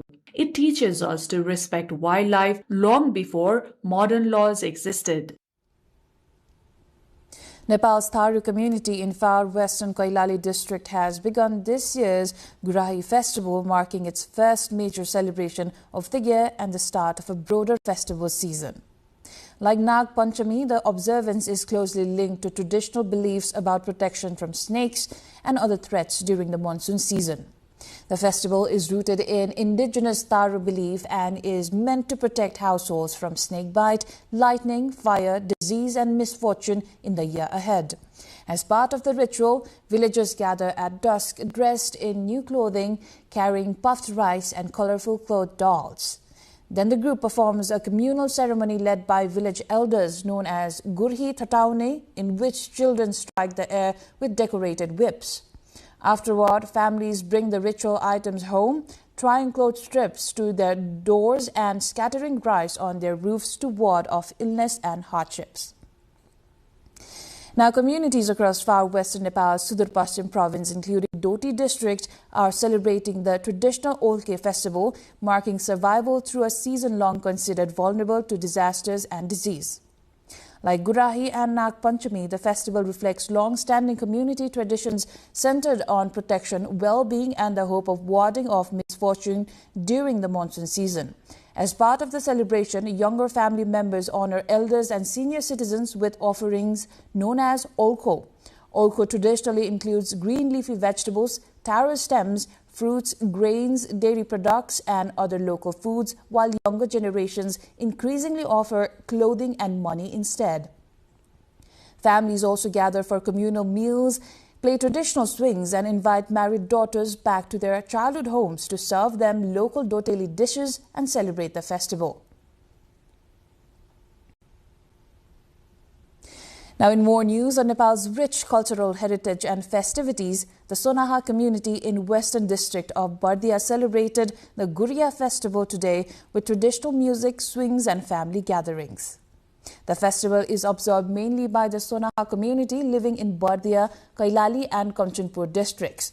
As part of the tradition, married daughters who have moved away from their parental homes are invited back to celebrate the festival with their families. During the gathering, the women share their joys and sorrows through traditional songs and reminiscence about their childhood. Community members also gather at a common place in the village to play swings and sing songs about their experiences. The community believes that celebrating Guria drives away suffering, hardship, and disease from the village and society. The Sonaha community, estimated to number around 1,200 across Nepal, has long been campaigning with concerned authorities for recognition of its identity and rights. However, it has yet to be included on the government's list of minority ethnic communities. Worship and an annual fair began this week at Badimalika Temple in western Nepal's Bajura district after local authorities moved up the start date to manage growing crowds ahead of the main ceremony. The temple dedicated to the goddess Badimalika is situated at 4,200 meters above sea level. Last year, it reportedly drew more than 45,000 pilgrims, with numbers expected to rise further this year following the completion of a new pagoda-style shrine built by the Nepali army. The Badimalika temple has drawn additional attention since Nepal's Prime Minister Balendra Shah recently described it as the Switzerland of Nepal.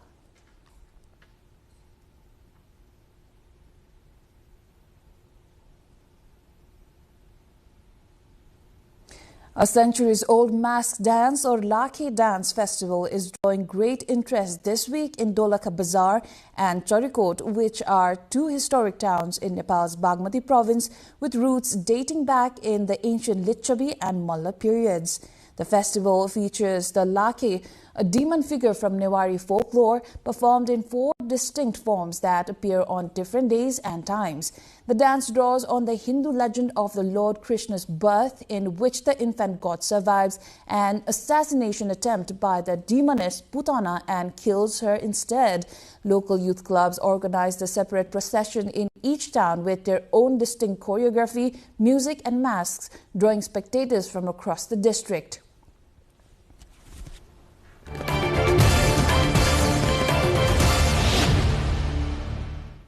That was the cover story of the day. Now we move ahead with other updates.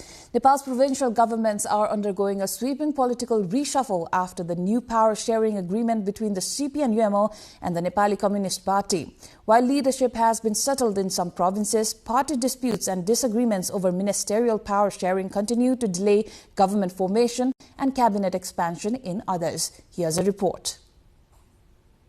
Nepal's provincial governments are undergoing a major political reshuffle following the 3-point power-sharing agreement reached between the CPN-UML and the Nepali Communist Party (NCP). The change in coalition has already pushed the Nepali Congress out of the governments in Bagmati and Sudar Pashchim provinces. As the UML has retained the chief ministerial post in Koshi and Lumbini provinces, the NCP is set to lead the governments in Karnali and Sudar Pashchim provinces. In Lumbini province, Chief Minister Chetnarayan Acharya has secured a vote of confidence, clearing the way for his government to continue. Acharya received 45 votes in favor and 26 against in the 83-member provincial assembly. The UML, NCP, Rashtriya Janamorcha and Janata Samajwadi Party Nepal backed Acharya-led government after the Nepali Congress withdrew its support. In central Bagmati province, Chief of Bagmati Province, Deepak Prasad Devkota, has invited members of the Bagmati Province Assembly for submission of claims for the appointment of the next Chief Minister of Bagmati. The call came after Chief Minister Indra Bahadur Bania resigned, ending the 13-month Congress-led government after coalition partner UML withdrew its support. The 104-member assembly in Bagmati Province requires 53 votes to form a government. The UML and NCP together have 51 seats, leaving the 13-seat Rashtriya Prajatantra Party RPP in a potentially decisive position. However, the RPP has so far maintained a neutral stance. Adding to the uncertainty, an effort is underway within the UML to remove parliamentary party leader Jagannath Thapalya through a no-confidence motion. The party is scheduled to discuss both its parliamentary leadership and its claim to form the next government. In Eastern Koshi Province, the cabinet has already been reshuffled, with the NCP joining the government with 4 ministers and 1 state minister. Amid the ongoing political changes, Sudar Pashchim Province also got a new chief minister as NCP leader Khagaraj Bhatta took the charge. And in Karnali Province, the provincial cabinet is still awaiting a full shape 3 weeks after Mangal Bahadur Shahi became the chief minister. In line to the previous practice, the UML has claimed 4 ministries in the 7-member cabinet, while NCP has been adamant that ministries should be divided equally with 3 ministries each, apart from the chief minister's post. As differences between the UML and NCP remain unresolved, Nepal's latest political realignment continues to reshape provincial governments across the country.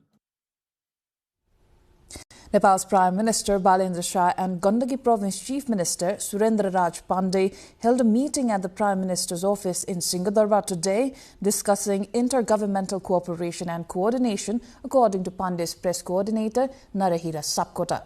During the meeting, the 2 leaders discussed facilitating the implementation of laws enacted by the provincial government, delegation of authority, land acquisition and infrastructure development, among other issues. The meeting also covered international border crossings and infrastructure development in border areas, border management, stalled road and drinking water projects, and the removal of structures encroaching on Fewa Lake, as well as compensation distribution. Nepal government's revenue in the first month of the current fiscal year 2026-27 increased significantly.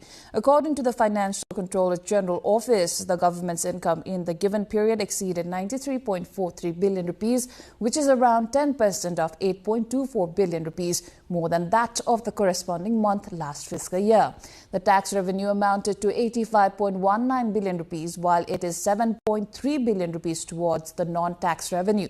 Similarly, the government during the first month of the current fiscal year, that corresponds to mid-July to mid-August, received foreign grant assistance of 240.3 million rupees.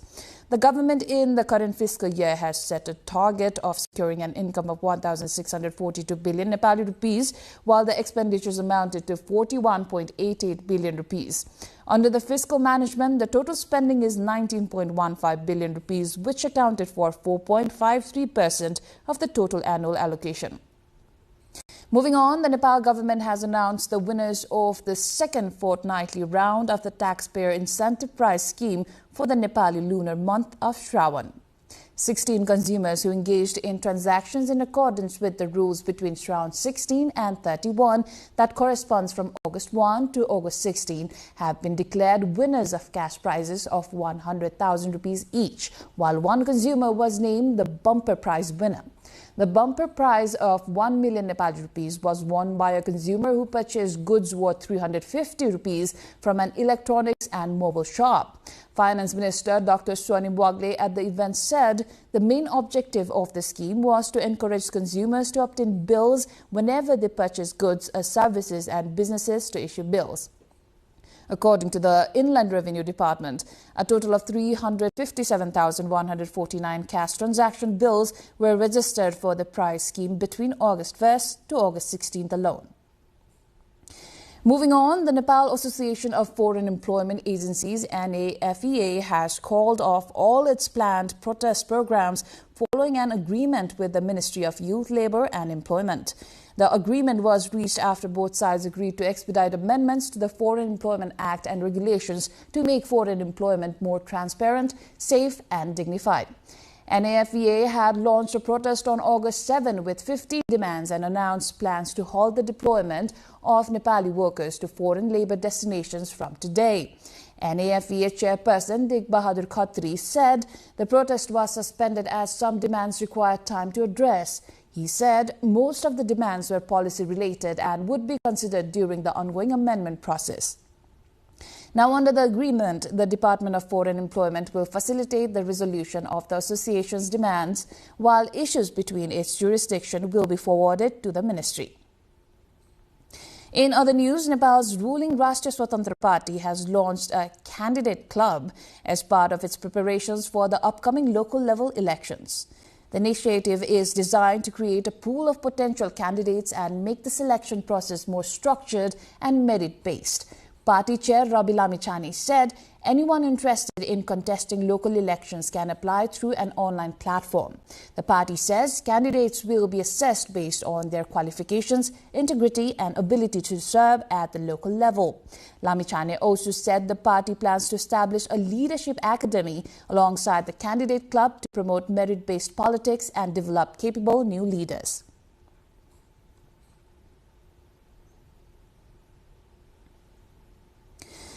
Moving on, the death toll from Japanese encephalitis across Nepal has climbed to 16 so far this year. According to the Family Welfare Division of the Department of Health Services, the Japanese encephalitis virus has so far infected 63 people across 50 local levels in 22 districts.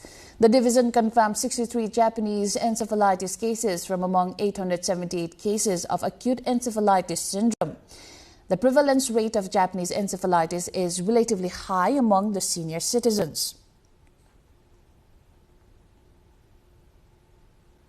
Nepal's National Disaster Risk Reduction and Management Authority, NDRRMA, has said that families affected by monsoon-related disasters will receive immediate relief, temporary shelter and reconstruction grants. Following the loss of lives and property caused by landslides in districts including Rolpa, Jajarkot and Bajura, the authority has directed the concerned local governments, district disaster risk reduction and management committees and other agencies to make search, rescue and relief operations more effective. Speaking at a press conference organized by the authority today, Executive Chief Dr. Dharmaraj Upreti said the government was prioritizing stronger preparedness and response measures to minimize loss of life and property from disasters, along with prompt search, rescue and relief efforts following disasters. Trend चाहिँ एकदमै फरक आइराखेको छ, uniform छैन र अन्य वर्षको चाहिँ तुलनामा यो वर्ष चाहिँ अब यसलाई चाहिँ हामीले एल्निनोसँग पनि जोड्न सक्छौं। यसलाई चाहिँ हामीले यो हिन्द महासागरको जुन दुईटा ध्रुवीय अवस्था छ जसलाई चाहिँ आईओडी इन्डियन ओशन डाइपोल भन्छ त्योसँग पनि जोड्न सकिन्छ। त्यो अहिले न्यूट्रलको अवस्थामा छ, तटस्थको अवस्थामा छ। त्यो पोजिटिभ हुने भनेर पनि कतिपय मोडलहरूले देखाएको छ। पोजिटिभ भयो भनेपछि फेरि दशैं तिहारतिर चाहिँ पानी पर्न सक्ने सम्भावना होला, तर आजै चाहिँ त्यो भन्न मिल्दैन। त्यसको लागि चाहिँ दक्षिण मौसम विज्ञान विभागको विश्लेषण चाहिँ केही समयपछि आयो भनेपछि त्यसलाई चाहिँ आधिकारिक मान्नु होला। Now, El Niño was expected to bring lower than normal rainfall and higher temperatures to Nepal this year. But halfway through the monsoon, the weather pattern appears to be telling a different story. Diksha Awasthi along with Pramila Bhandari delves deeper. While Nepal is experiencing non-uniform weather patterns, El Niño was expected to bring less rainfall and higher temperatures to the country this year. Experts, however, say that the onset of El Niño does not necessarily mean Nepal will receive less rainfall everywhere. At the same time, one area may experience heavy rainfall while another faces a shortage of water. In the 59 days since the monsoon began, the country has received only 824 millimeters of rainfall. Although occasional rainfall in different places may make it seem that rainfall has been adequate, but overall rainfall remains below average this year. Nepal's complex geographical terrain, fluctuations in the monsoon trough, and oceanic atmospheric conditions have resulted in such uneven rainfall. लगभग अब वर्षा चाहिँ राम्रै भएको जस्तो देखिएको छ, तर मध्य प्रदेशको कुरा गर्ने हो भने चाहिँ मध्य प्रदेशमा पर्याप्त रूपमा वर्षा भएको चाहिँ देखिया छैन हैन। हामीले पहिला पनि one of the main climate driver भए तापनि नट नेसेसरी हैन हरेक वर्ष चाहिँ एल निनो हुँदैमा हाम्रोमा सुक्खा नै हुन्छ भन्ने चाहिँ हुँदैन हैन। तर पूर्वानुमानको रूपमा हेर्ने भने चाहिँ हामीले पूर्वानुमान गरे भन्दा चाहिँ वर्षा चाहिँ भइ नै रहेको छ, विशेष गरी चाहिँ पहाडी। By the middle of the monsoon season, the risk of floods and landslides have increased in the hilly and Himalayan regions, while many parts of the Tarai have not received adequate rainfall. This has differently affected agriculture and irrigation in the Tarai. Meteorologists say these fluctuations in weather patterns are among the effects of El Niño. However, it cannot yet be concluded that this year's monsoon forecast was incorrect simply by looking at the amount of rainfall received so far or the weather over a few days. Around 1.5 months of the monsoon season still remains. General भन्दाखेरि चाहिँ हामी के भन्छौँ भन्दा El Nino year हुँदाखेरि चाहिँ हाम्रोमा चाहिँ मनसुनको जुन वर्षा छ त्यो चाहिँ कम हुन्छ भन्छौँ। यो जेनरल हाम्रो सिजनल प्रिडिक्सन पनि त्यहीमै गाइडेड छ, बट नट नेसेसरी हैन। सबै एल निनोमा चाहिँ हाम्रोमा कमै वर्षा हुनुपर्छ भन्ने पनि हुँदैन हैन। अब अहिले त झन् यो जलवायु परिवर्तनले गर्दाखेरि यति र्यापिड छ, हामीले जुन पहिला हाम्रो रिसर्चहरूले देखाउने हैन, हाम्रो अब जुन स्टडी देखाउने थियो त्यो भन्दा चाहिँ एकदमै र्यापिडली चेन्ज भइरहेछ। Meteorologists have urged the public not to question the forecast based on conditions in a particular area or weather changes over just a few days. Instead, they have advised people to rely on the daily updates issued by the Meteorological Forecasting Division. Before we check more updates, let's have a reminder of the top stories. Nepal's PM to participate in Q&A session in Parliament on August 26. Lawmakers asked to submit questions by August 21st. Nepal's president confers Nepali Army's honorary general insignia on Indian Army chief. Honor marks long-standing Nepal-India military tradition. Prices of daily essentials skyrocket in Nepali market ahead of festive season. Consumers voice concern over weak market monitoring. Trump to scale back US-South Korea military drills, also threatens to bomb Oman over Iran issue.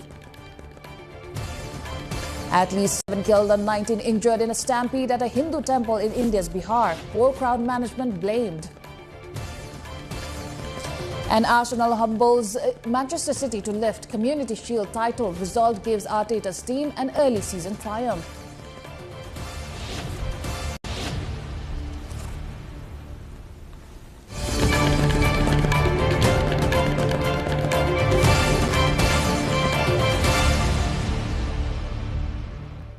Iran's foreign ministry blamed U.S. military operations in the region for pollution in Gulf waters after several oil spills were reported.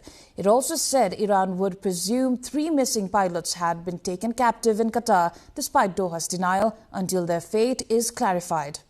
مادامی که وضعیتشون روشن نشده، فرض بر این هست که به اسارت در اومدن، بنابراین ما از همه ظرفیت‌های دو جانبه، چند جانبه و حقوقیمون استفاده خواهیم کرد برای اینکه وضعیت سه خلبانمون روشن. U.S. President Donald Trump's Middle East envoy Jared Kushner has held lengthy talks with Israeli Prime Minister Benjamin Netanyahu in a bid to restart the stalled U.S.-backed Gaza peace plan. Israel's Prime Minister's office said Israel and the board agreed that there would be no reconstruction in Gaza without Hamas's complete disarmament. Hamas said earlier that it had asked the Board of Peace to compel Israel to attack the peace plan after Kushner held rare talks with the group on Sunday. Last week, Israel rejected Trump's 15-point plan for peace, which calls for Israeli troops to withdraw and Gaza to be rebuilt under a new civilian Palestinian administration. Now, the Ebola outbreak in the Democratic Republic of Congo is now the deadliest in its history, according to public health officials. A total of 2,325 people have been killed by the virus since it was declared on 15 May, surpassing the death toll of the country's 2018 to 2020 outbreak. There is currently no approved vaccine available for the Bundibugyo species that has caused the current epidemic, but several are in development, including one based on technology used to develop the AstraZeneca COVID-19 vaccine.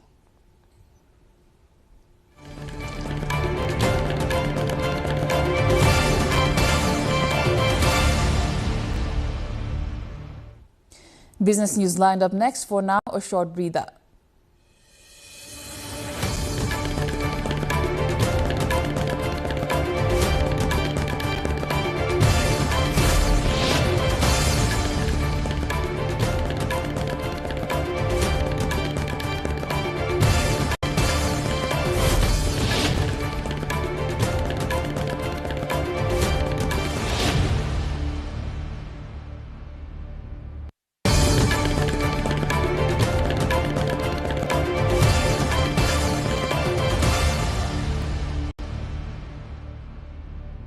Oil prices rose on Monday on a lack of progress in diplomatic efforts to resolve the Middle East conflict, though the absence of major supply outages limited gains.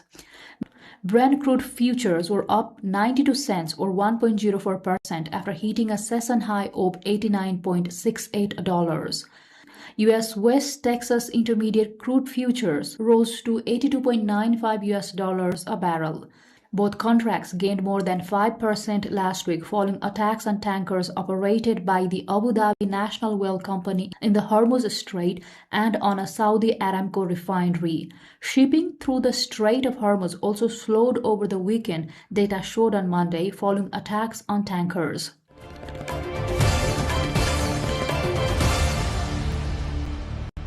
China's economy lost momentum at the start of the second half, with industrial output and retail sales slowing as extreme weather disruptions and persistently weak domestic demand renew pressure on policymakers to step up stimulus. Factory output grew 4.5% from a year earlier last month, compared with 5.3% in June, data from the National Bureau of Statistics (NBS) showed on Monday. The disappointing data following second quarter growth that cooled to a 3.5-year low highlights China's continued dependence on exports to offset sluggish consumption and investment, even as it faces problems from U.S. tariffs and the conflict in the Middle East.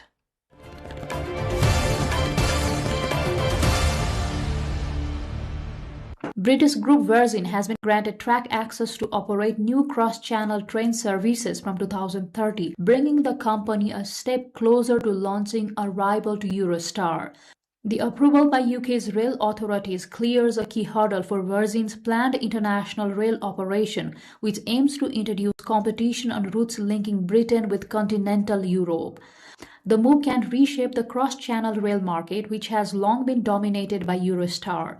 Virgin's entry will also give passengers another option for travel between the UK and mainland Europe, while increasing competition on one of Europe's busiest international rail corridors.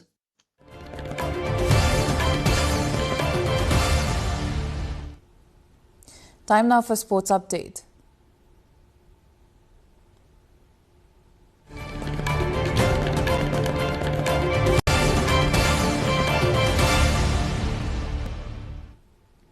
Cristiano Ronaldo has indicated that the current season could be his final year as a professional footballer, saying he wants to leave a spectacular legacy when he retires.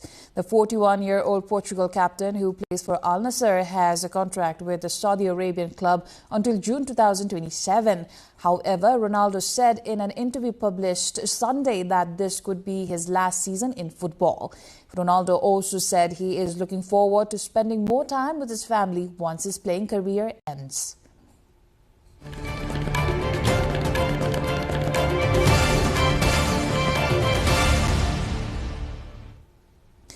Now to the weather updates, first from Nepal and then across the world.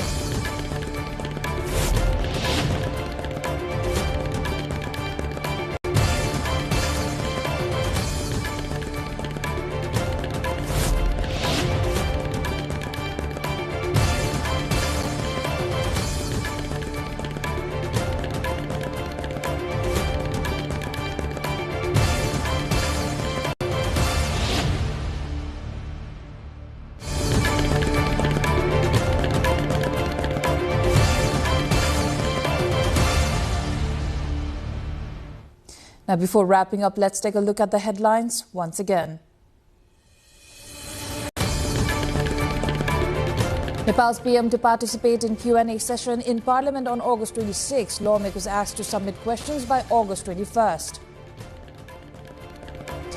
Nepal's president confers Nepali Army's honorary general insignia on Indian Army chief. Honor marks long-standing Nepal-India military tradition. Prices of daily essentials skyrocket in Nepali market ahead of festive season. Consumers voice concern over weak market monitoring. Trump to scale back US-South Korea military drills, also threatens to bomb Oman over Iran issue. At least 7 killed and 19 injured in a stampede at a Hindu temple in India's Bihar. Poor crowd management blamed. And Arsenal humbles Manchester City to lift Community Shield title. Result gives Arteta's team an early season triumph.